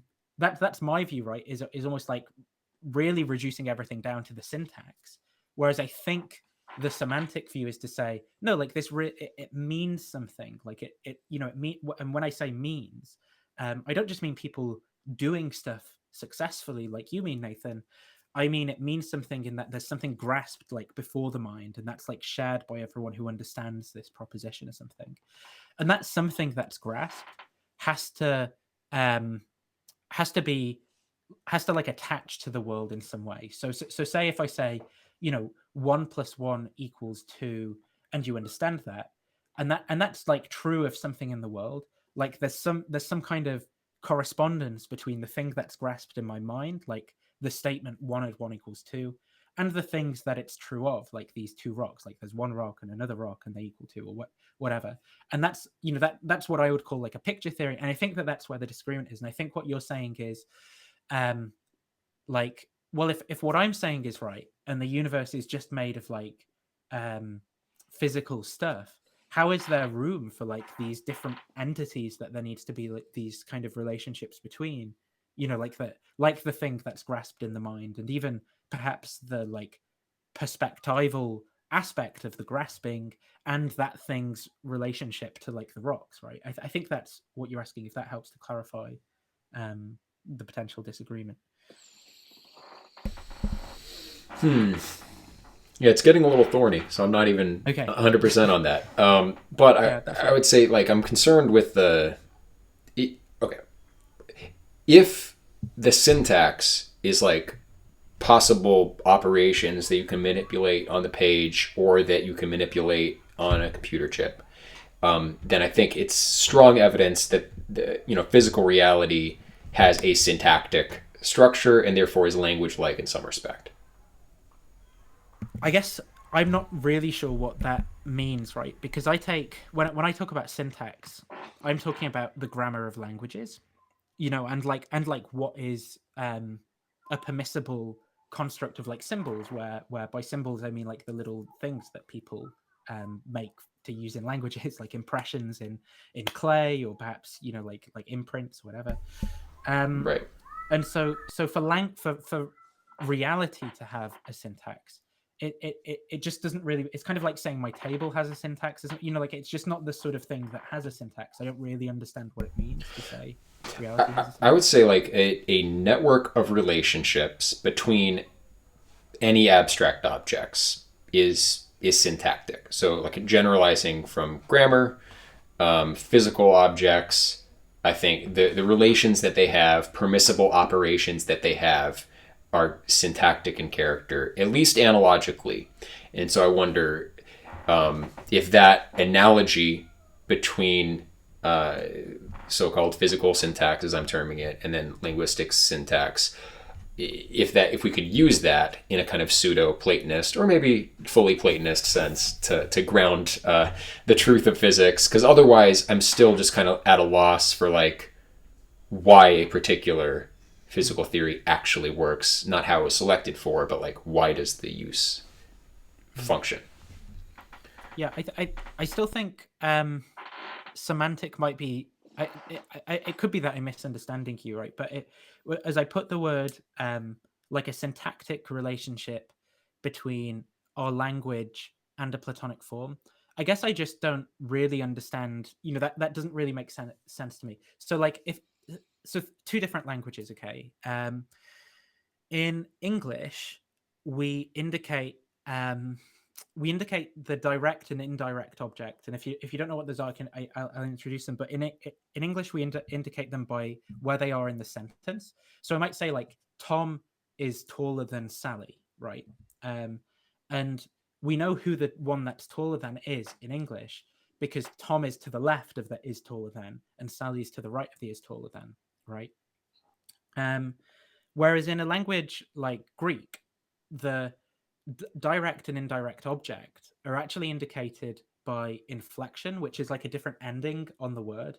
So I don't actually know what is taller than is in Greek, but the whatever it is would be there, right? Still in a particular case, but Tom, the name, would be there with what's called a genitive ending on the end, which would indicate he's the direct object, and Sally or Sue, whoever the hell said, she would be there with a nominative ending, which would indicate that she's the indirect object. So she'd be the one that's shorter than or whatever, right?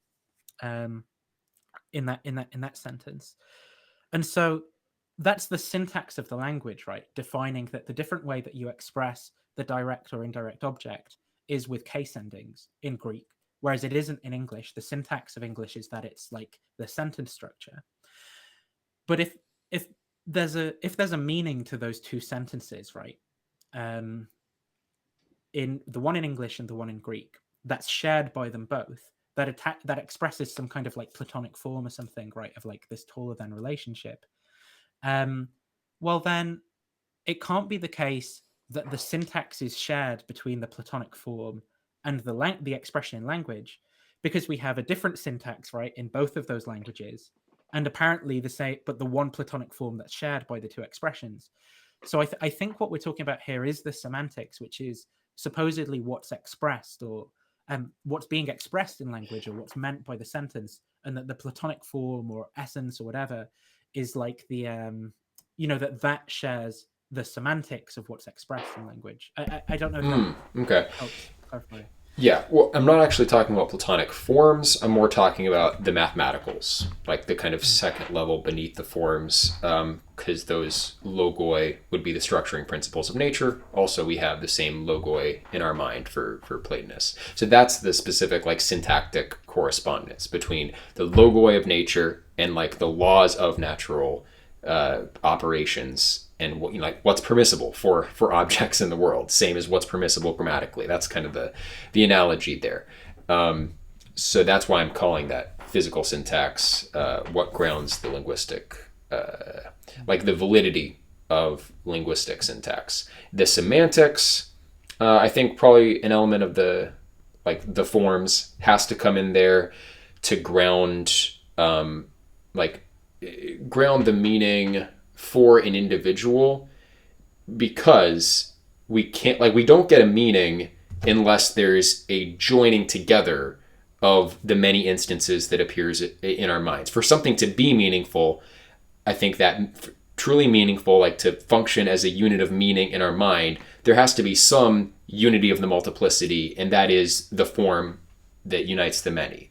Like, so yes, there has to be, the forms have to be brought in at the level of what grounds semantic truth. But I think physics is more dealing with the kind of syntactic truth of the laws of nature, what's permissible, what's not permissible, not what these physical variables might be, essentially. Like the semantic question is, what is gravity? That's a metaphysical question. What is the electromagnetic force? What it does, I think, is more the syntactic question. And that's the parallel between that level of physical syntax, so to speak, and the language grounds it, in my mind. And that seems adequate. I'm happy with that. I can kind of move on with my day if I say that's how physics works. And with the kind of pseudo-nominalist, I don't know exactly what you want to call yourself there, but like I just don't really understand how, still, I don't really understand how it works otherwise. But yeah, I think you're using syntax perhaps in a way that I don't really use the word. So it makes it a little bit difficult for me to sort of understand, I suppose, what it is that you're asking. But well, just I don't know, leaving what might help. Sorry, leaving that question aside. I mean, we don't have to deal with syntax Okay. anymore. Just the physical theories that work. Why do those theories actually work? It's, to my mind, there has to be a correspondence between the structure of the theory and the structure of the physical world. And if that's not the case, what grounds the usefulness or truth of a physical theory? Yeah. So, firstly, the first sort of thing I want to do is sort of question this correspondence relation, right? Because I'm sort of unsure what the correspondence relation could in fact consist in, because we can only ever I think it's a metaphor, perhaps a useful metaphor, but we can only ever say that one sentence corresponds to another sentence, right? So what do I mean by that? So we might have one sentence given in a physical language, like a particular description of I don't know, the force. There's a force of 2 newtons with this degree or whatever, and so the resultant force is however many degrees I said. Did I say 2 degrees or 20? Cos 20 to whatever, and we end up, we calculate, resolve our vectors, and like this. So this is like a mathematical physics description of what's going on, and then we say, well, what does that correspond to? And we provide another sentence in English, right, where it corresponds to that ball over there falling like that. And so the correspondence is only ever, I mean, again, depending on other philosophical commitments you might have about mind and language, you might say it's only ever between propositions and more propositions, or between ideas and other ideas. Now, obviously, I don't agree to there being propositions in this heavily philosophically, like, theory-laden sense, but I think the correspondence can only ever be between sentences and other sentences. And I don't really, I mean, I understand the way that the metaphor is being used, right? Because it's like, well, I draw a picture of something, and we sort of say, well, it's a good picture just in case it sort of looks like that other thing looks. And so we understand this notion of correspondence by taking that, by using an example like that and creating this kind of metaphor between the one. But the problem is that we're always providing a further description that we compare the statement in physics to, right? A statement in ordinary language, usually about the thing we're purporting to describe. But what we never do is so this is another way of putting it that sometimes helps people. We never stand side on, as it were, between our understanding of reality and our like description and go, oh yeah, like that really corresponds, which is what the correspondence theory is kind of saying happens. Well, that sort of thing never really does happen. Now, okay, so what's the alternative here? I mean, I'm a big fan of something that's called pragmatic realism, right? So we sort of do commit ourselves to there being things out there, reality and a world out there, but it kind of what's really going on sort of reduces down to our human activities and practices and whether they're successful or not. And so we actually do, engage in doing stuff in the world, and if we're successful in our activities, where success really means surviving, right? But I don't think that there's any way, well, at least according to my model of what's going on in reality, that there's any way to survive and have like a systematically false understanding of what's going on. So an accusation that's often kind of levied against the position that I'm holding is something called the evolutionary argument against naturalism by people like Alvin Plantinga. And they'll say, well, look, if something like what you're saying is correct, then, Larry could run away. Larry might have a belief that he really wants to be eaten by tigers, and that's a good thing. Like the best thing is to be eaten by tigers. And he thinks, though, the best way to get eaten by tigers is to run away from them. So you could say he's got like a few false beliefs there. Firstly, that it's like really good to be a good thing for him to be eaten by tigers, that'll help him survive. And secondly, that the way to be eaten by tigers is to run away from them. And then, so the story goes, according to Plantinga, that's an adaptive behavior, but it's actually it includes like false contents or whatever, right? And so the question is, how do you know if your story is correct? That pretty much all of we believe isn't like Larry, right? We're not kind of systematically deceived, but have these useful behaviors. Now, the thing about these kind of stories that people like Plantinga offer is that they can't offer stories that are systematically false and adaptive at the same time. So in the case of Larry, for example, it has to be that the tiger is over there in order for him to run away from it, right? So in order for him to operate on his belief that he's like running away from the tiger, he has to correctly situate himself relative to the tiger. He has to have correct beliefs about the movement of his limbs and joints, and about like where the ground is and what's going to happen if he puts one foot in front of the other, and so on. And so even though there are some false contents in these kind of stories offered by people who offer like an evolutionary argument against naturalism, the kind of naturalism I'm arguing for, it's never the case that what's offered is a systematically false story. And I think this kind of mixed batch of, like some true things, some things that turn out to be false. Like, again, lots of our intuitions about what happened to things at large scales or very small scales, as science seems to tell us, or even about like geometry, for example, like Kant, I think, famously said, what's beyond doubt is that the interior angles of a triangle add up to 180 degrees, right? And that's true on a flat Euclidean plane, but then it turns out, you put it on a curved plane, and you get smaller angles on the concave side and larger angles on the convex side. And so, yeah, it's just that we tend to have a whole bunch of ways of thinking about the world, and some parts of those ways of thinking are true, some are false. Sometimes we're, like what's actually going on is we're compressing a whole bunch of information. It's operationally good to a degree, and there's elements of truth and elements of false. And I think that, my theory here does kind of attach to the way humans are. I'm sorry, I don't understand what truth is, though, here. Oh, it's a word. Like, I'm sorry. Yeah, from my view, it's a word. Yeah. Yeah. Well, for them to be true.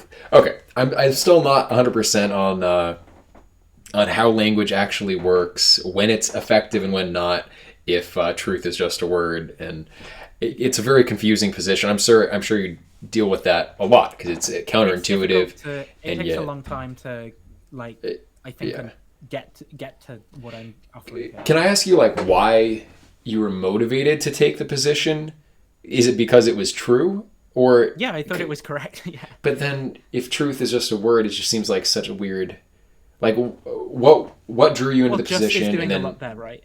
It's like yeah, like my bank account is just money, right? But if someone stole it all tomorrow, I'd care a lot. Like truth is just a word, but I care an awful lot about it. You can say, you can put just in front of a lot of things, but the point is that in this sort of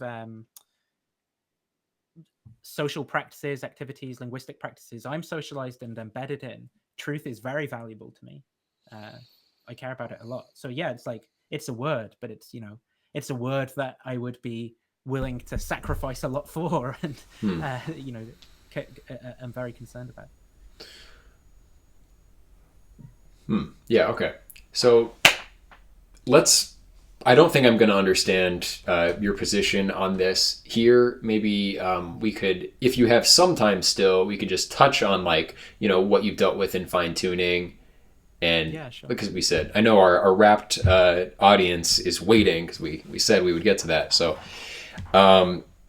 yeah, that this is a question that I've thought about quite a bit. I heard part of a discussion that you had about it. So I know there are problems in trying to like assess the likelihood of certain settings of the physical constants. Like, what would that mean exactly? I think there is something compelling, though, about the idea that the universe as it exists has created life. That's the fact. Now, the fact that inevitable, was that not? We would have to kind of know metaphysical laws of physics to say whether that was necessarily going to be the case or how quote unquote likely that would be. Where the probability assessments can become like more useful is if you imagine that there are an infinite number of universes with infinite, like you have the monkeys on the typewriters once again creating the universe and just pure randomness, an infinite set of pure randomness. You're going to have regions where certain physical laws obtain, and the regions where the laws that lead to life obtain are the ones in which we find ourselves. Of course, that kind of anthropic solution to the fine tuning argument is one that I've taken seriously. Do you think, but then going further, once you accept that, I think that has a bunch of additional interesting entailments, like if the scope of the universe is that large, I don't think that's completely irrelevant to us, actually. But do you think you have to go there? Do you think that's the anthropic solution works, or what's your assessment there? So I think in these arguments, it's taken as a, a datum, right? Something to be explained, that our universe is fine tuned for life. Now there are a few things going on, right, in the sentence "our universe is fine tuned for life." Firstly, what does fine tuning mean? Fine tuning means that if we take the entire possibility space for the way things could have been, that a very small number of them contain some particular property. So just in case, a very small number of them have that property, and you're in a world that has that property, then it's a world that's fine tuned for that property. As Christians who are advocates of fine tuning, proponents like Luke Barnes will say, it's an unhelpful metaphor, right? Because it can kind of make people think of like tuning a dial or whatever, which implies some kind of teleology, and we know about our biases when it comes to teleological explanations and so forth. And it really is bad, it's unhelpful. A lot of people get stuck at that point. Either their biases take over, right? If you're an atheist, you go fine tuning, I don't like the sound of that. Like there's no one moving a hand on a dial. And if you're a theist, you go, yeah, fine tuning, like of course God did it. And you sort of don't even begin to think about the argument because you get stuck on that metaphor. um then then we have for life, right? And that's an even stickier wicket, as it were, because often we have So often what physicists will talk about what happens when we vary physical parameters, right? So what are worlds like where physical parameters are different? And again, there's debate to be had amongst physicists and philosophers about what physical parameters can vary. So often you'll find that apologists have very long lists of physical parameters, all of which are assumed are independent of one another. So what that does is it kind of biases the fine-tuning equation, because the more that you have and the more they can vary that are independent of one another, the larger the probability space is going to be. So if you've only got very few that permit life, you're kind of like making the denominator, just to think about it basically, of like how many have life to how many don't. You're making that number on the bottom bigger by including more numbers, and a lot of apologists do that. And there is debate to be had amongst physicists about, what is a legitimate parameter that should be considered in these equations. How are they even independent of one another? So so it could be the case that actually there's like deeper, as it were, we mean deeper in terms of theory, more fundamental theories from which these numbers kind of get set, and maybe there's only one or two things that vary. I don't know about any of that. I'm kind of happy that my concerns are more philosophical, and I'm happy to let the physicists sort of have this discussion about which parameters can vary. Now, when physicists say the things that they say about life, they have very specific things in mind, right, about life. They mean physical life, by and large, carbon-based life like us. So that does include us with our brains and so forth, and that becomes very important for, again, certain versions of the fine-tuning argument, like that put forward by Robin Collins in the Blackwell Companion to Natural Theology, where the way that you get the likelihood ratio so high of God wanting to create a fine-tuned universe is because we're embodied moral agents, right? And you tell a story about a God who would want to create embodied moral agents, and so obviously that has a high likelihood, according to Collins there. And there's more that can be said about that. But what's meant by physicists is, like carbon-based life as we're kind of familiar with, like eukaryotic life, like single-celled organisms, even, that would be a life-permitting universe if it contained that. But this kind of assumes that a problem with this is that it's an essentialist characterization, right, of what life means, which, however you interpret it, is going to entail certain things which might be inconvenient for the fine-tuning argument later down the line. Either you're going to have to concede a broader conception of life, which includes disembodied minds, right? Like God, for example, if God's going to be an explanation of anything, or angels and demons, if you're going to go with a particular theology, or even disembodied minds as life forms, if you're going to go with humans as being, fundamentally disembodied minds. So that's one thing that could be a kind of problem.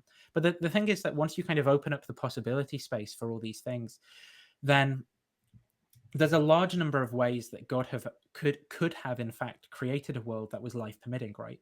So the way that you get the incredibly unlikely number of our universe being fine-tuned is because there's an incredibly small number of ways that the physical constants can be to permit life like us with brains and physical structures. But if we're not wholly grounded in those physical structures, if we're disembodied souls, and if God could have achieved his goals to create moral agents by just having a universe with like souled beings or something like that, well, then the physical constants can actually be any which way, and God could have still achieved his goals. And so that kind of that changes the likelihood ratio of a life permitting universe given theism. And then there are various kind of other things that you can say about that. So you can there are responses that could be said about, well, I'm restricting the probability space in this very specific kind of way, and maybe that's going to in fact actually rule out God as an explanation. I basically what I did in my dissertation, if I find the point where I actually offered the argument, is I just fleshed out essentially all of the available avenues that you could go down with this, and explained why each of them includes some kind of problem for theism. So the argument was, either it's certain that life is wholly grounded in physical states, or it's not certain. So that's just a kind of tautologist logical truth, right? And the reason it's framed in terms of certainty is because these arguments are given in Bayesian form. So a proposition that's certain has a probability of 1, and a proposition that's not certain has somewhere between 0 and 0.9 recurring or whatever. Which well, that's 1, so it's going to be lower than that. So and then the second premise is if it's certain that life is wholly grounded in physical states, then this either rules out God as an explanation of fine-tuning for life, or the posterior probability of theism conditional on fine-tuning is not much greater than the posterior probability of atheism conditional on fine-tuning. So both of those would be problems for fine-tuning proponents, right, who want to say that actually theism comes out on top.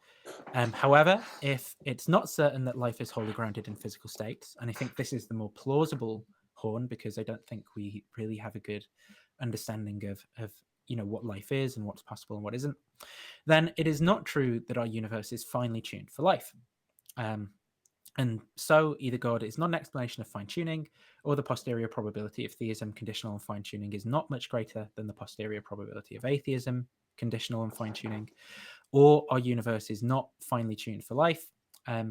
If any of these disjuncts is correct, then fine-tuning arguments are unsound. Therefore, fine-tuning arguments are unsound, right? And then I go on to argue for each of the various parts of that argument. I suppose the most controversial of which will be those conditionals about what follows from taking life to be wholly grounded in physical states or not. But I think I think the considerations that I have are relatively solid, especially given that we're talking about these epistemic possibility spaces.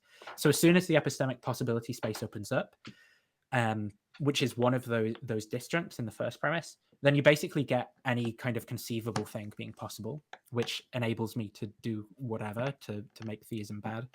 And as soon as it's certain, right, epistemically certain, then it's certain what will happen, and so the things that follow from that are fairly clear cut. Yeah. So maybe I'm misunderstanding you, but like if mind is potentially independent of physical states, how could that possibly support the atheist position? Like, aren't you like you're contradicting reductive physicalism there? So it would have to be an atheist who's not a reductive physicalist. So firstly, we're talking about epistemic possibility here, right? So there are different types of possibility that philosophers will talk about and will argue about the existence of. So epistemic possibility is the broadest one, the broadest sense of possibility, insofar as when we're talking about epistemic possibility, we're basically talking about whatever is conceivable and doesn't entail a contradiction, right? Now, you might say, I don't know, maybe this is where the contentious part is, right? Maybe you'd say logical possibility is broader, because logical possibility is anything that just doesn't contain a contradiction. But some people will say, well, actually, I can kind of conceive of like a square circle or a square triangle or something, which is a contradiction, but maybe that's something conceivable and thus epistemically possible. And that's where, like, it gets unclear and where philosophers have debates.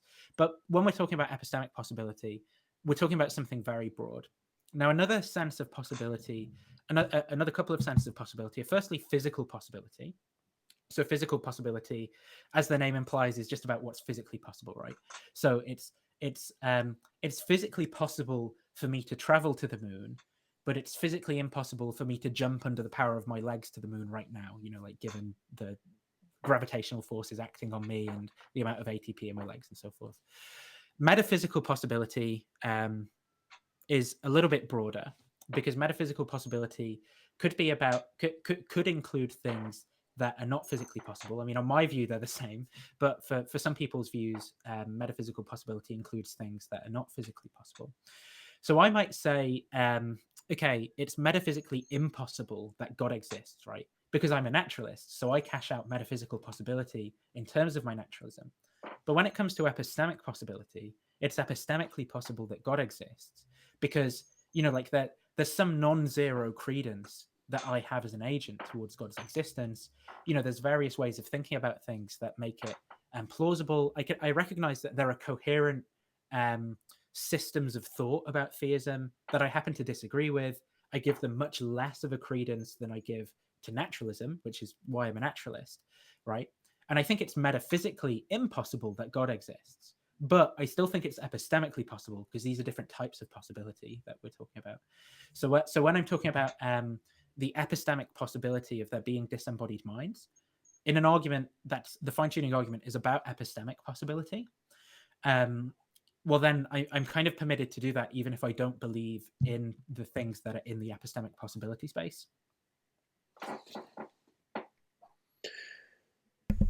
Okay.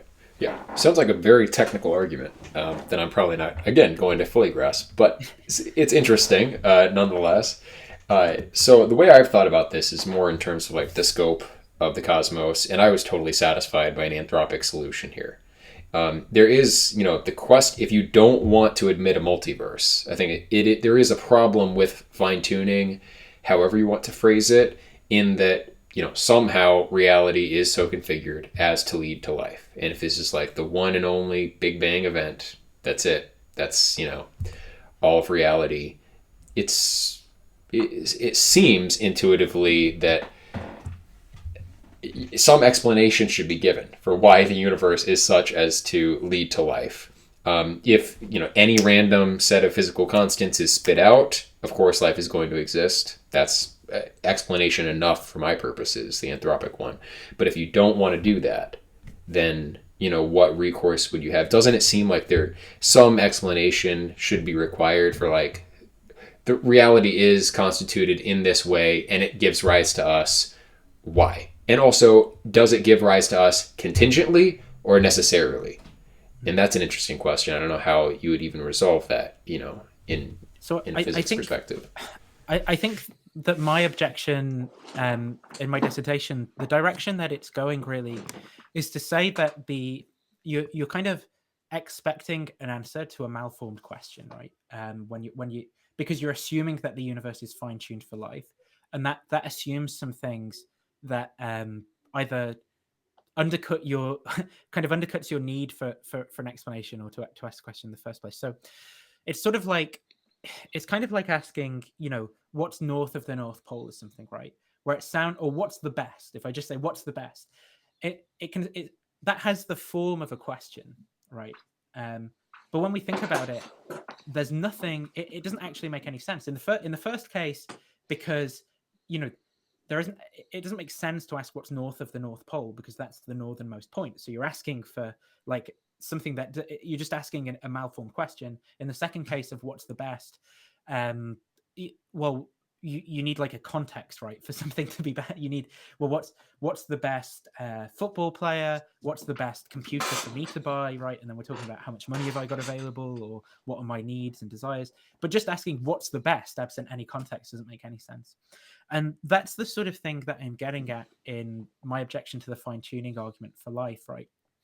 Where I'm saying, in fact, that our universe is not fine-tuned for life, because what's meant by life actually encompasses a possibility space such that any way that the universe could be physically could be a life-permitting universe epistemically. So just in case some form of and this draws on Neil Simbabu's work in a paper called Electrons in Love.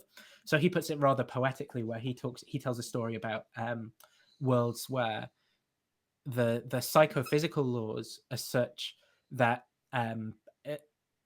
protons pulling electrons into their orbits or whatever, it causes the psychic states of falling in love and soul building and stuff like that, right? And in worlds with sufficiently friendly that you can tell a story that doesn't involve contradictions about any physical combination of the laws, such that that world is one that's like a soul building world, or one that's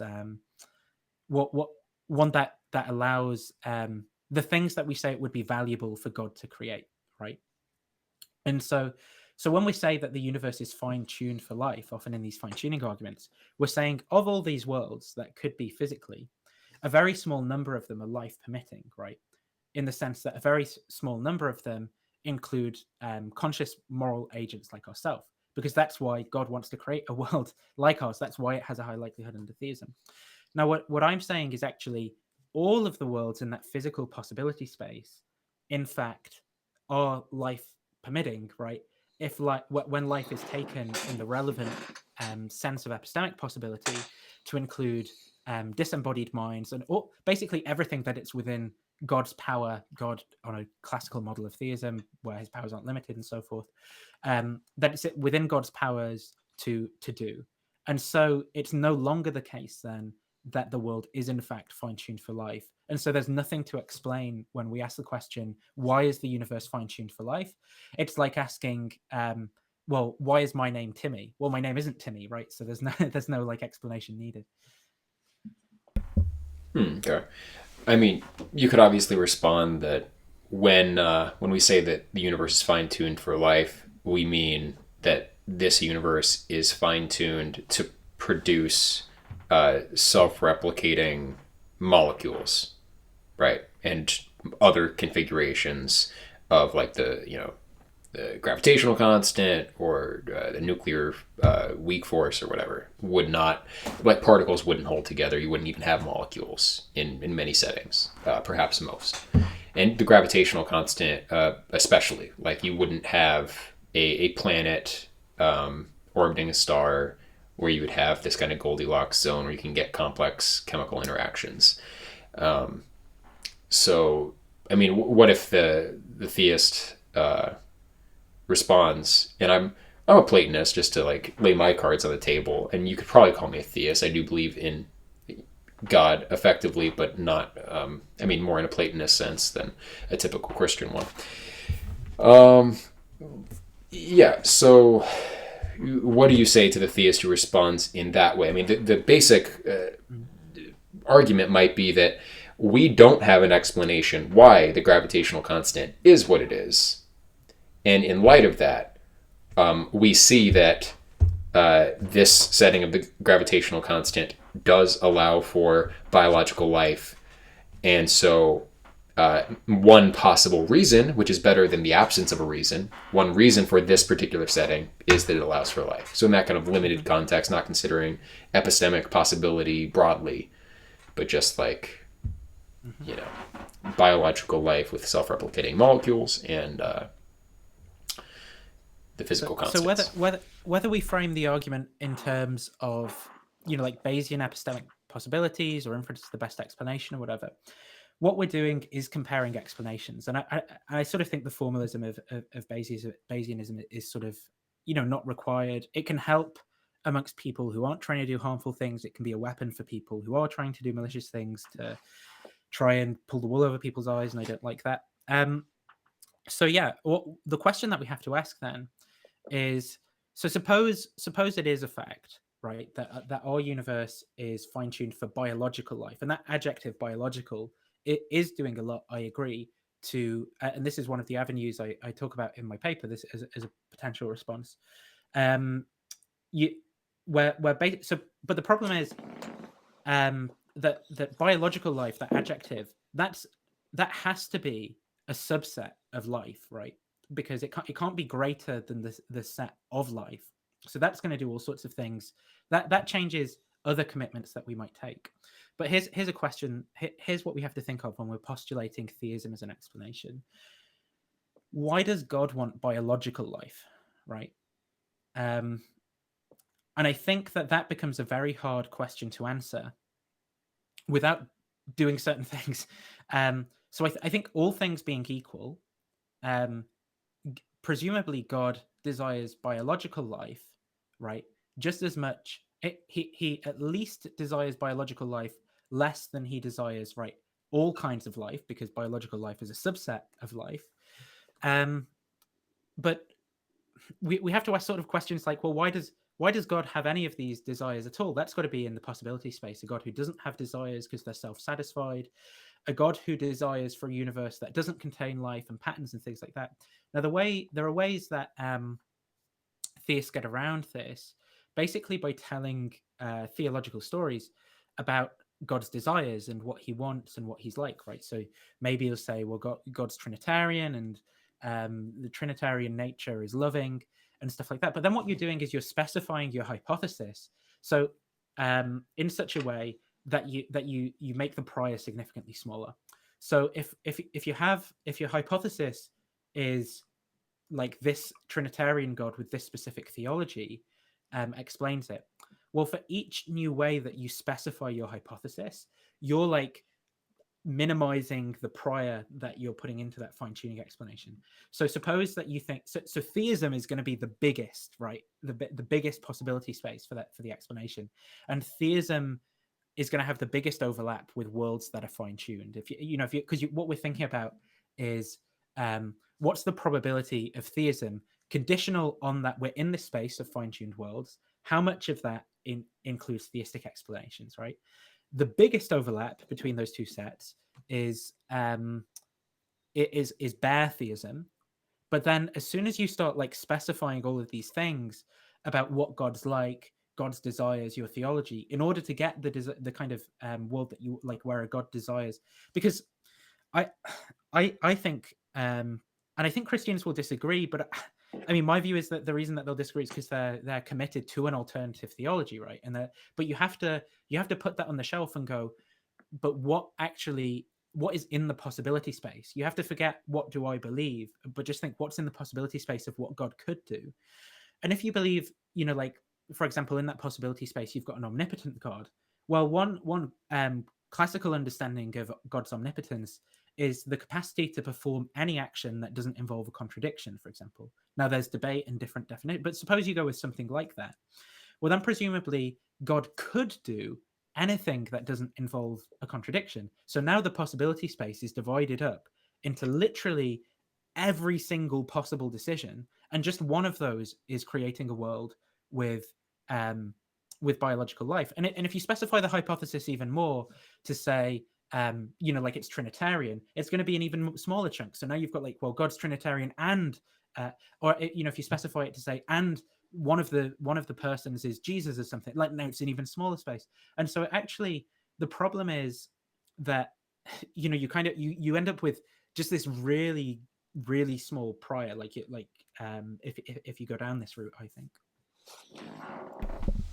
Yes, but still they could at least say that's why the gravitational constant is what it is. And if you don't have another explanation, don't they win out? No, because I can do this with shy intuitive fairies, right? I can say that there are shy intuitive fairies with just the right desires and causal powers to give me whatever I want. But the reason that shy intuitive fairies are a bad explanation is because it has such a small prior probability because of all the things that I've baked in to my shy intuitive fairies. I think if there's debates, right, about how we should consider priors, but I think if we consider like a pure state of ignorance, then in a pure state of ignorance, theism and shy intuitive fairy or fairies, we might say, should be like on an equal playing field, or perhaps that we could disagree about that as well. But then as we look at the likelihood ratio, the likelihood is just how much of the possibility space of this explanation contains the thing it's trying to explain, right? Mm-hmm. And the problem with likelihoods is that you can basically come up with anything as long as it makes it really likely that you have that thing. So you might say, well, there are noises coming from the other room, right? Well, there being noises in the other room has a really high likelihood, given that there are goblins having a battle in there, right?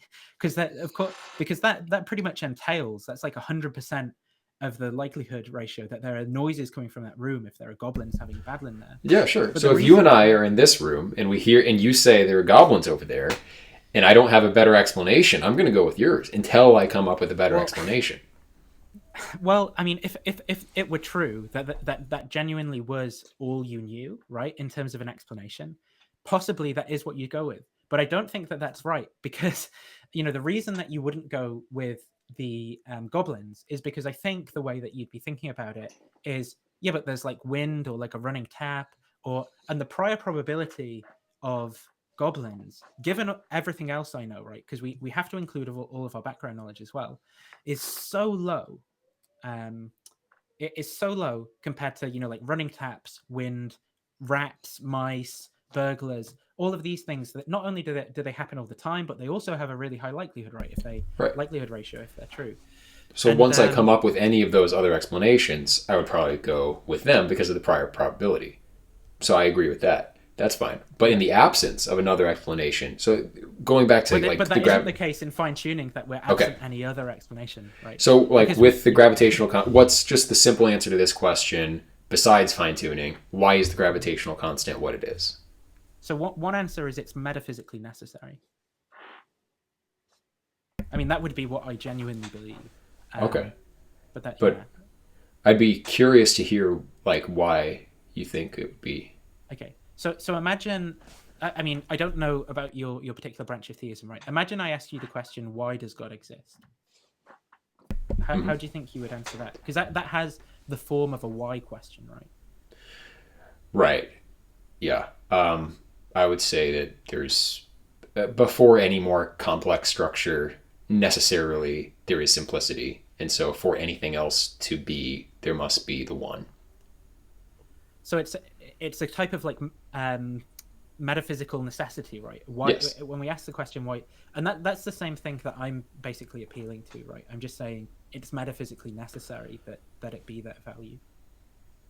Oh, okay. Yeah, I think I'm more, not all theistic explanations or concepts of God will have a similar, like the aseity or self-subsistence necessity of God will not be equally justified in different systems. I think in classical theism, it does a better job than personalistic theism.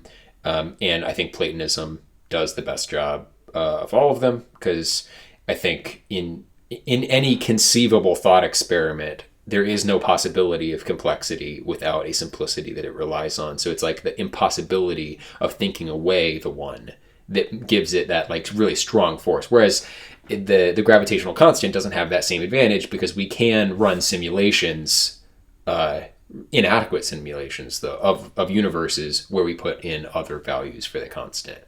So then that would mean it's like it doesn't have that a priori like metaphysically necessary force, because we can imagine the contrary.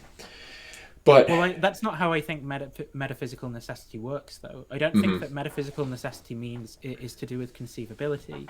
I think conceivability is to do with epistemic possibility.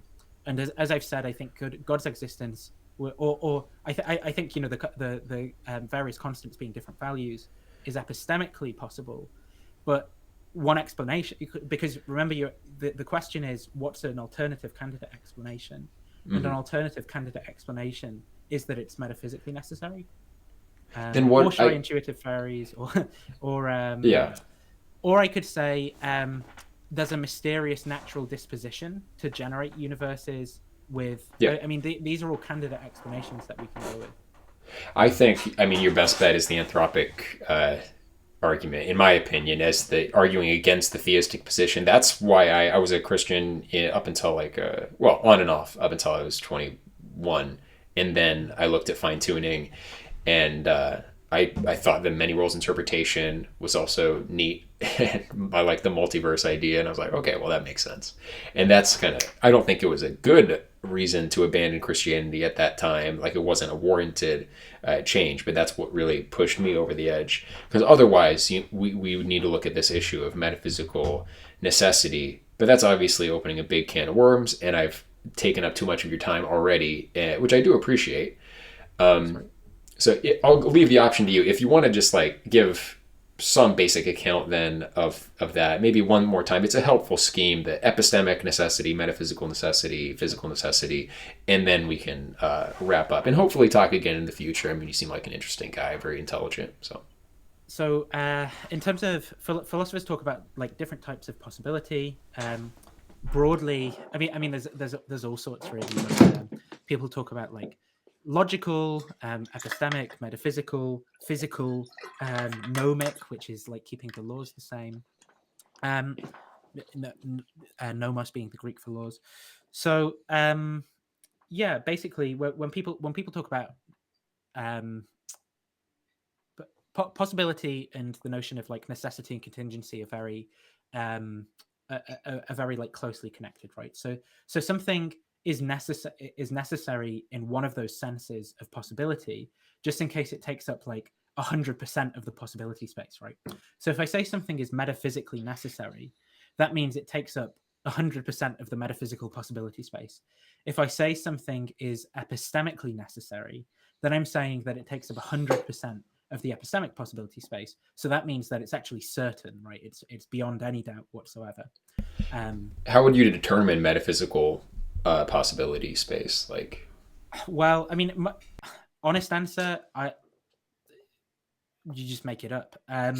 But I mean, philosophers have well-defined criteria. I think that the rules are basically defined by playing the game of philosophy, right? It's what will other philosophers let you get away with?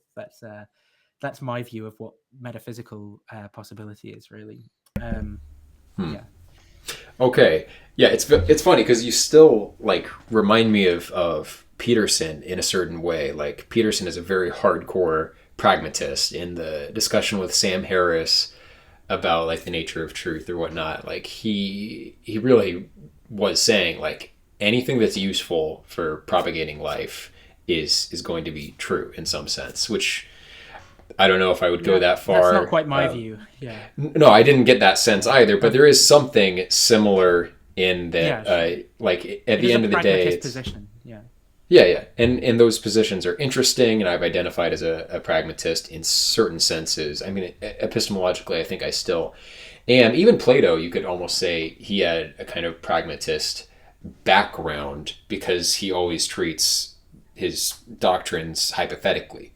And so, like, it's what, at the end of the day, you can always kind of back out of any particular commitment, and you are faced with, like, real situations that have to be negotiated, and, like, there's almost a deeper level of reality to that than any particular belief. And so pragmatism does have a prima facie appeal to it, and maybe as an American, I sympathize with, like, the American pragmatists just by blood affinity. I don't know if that's the reason, but in any case, it's been very good talking with you, Nathan.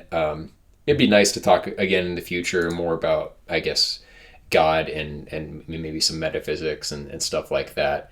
Good luck with your entry into the workforce. Have you found a job already, or are you still looking? I'm doing endless code interviews at the moment, so there we go. Yeah, it's fine. Yeah. Wishing you luck on that. So, again, thanks guys for listening.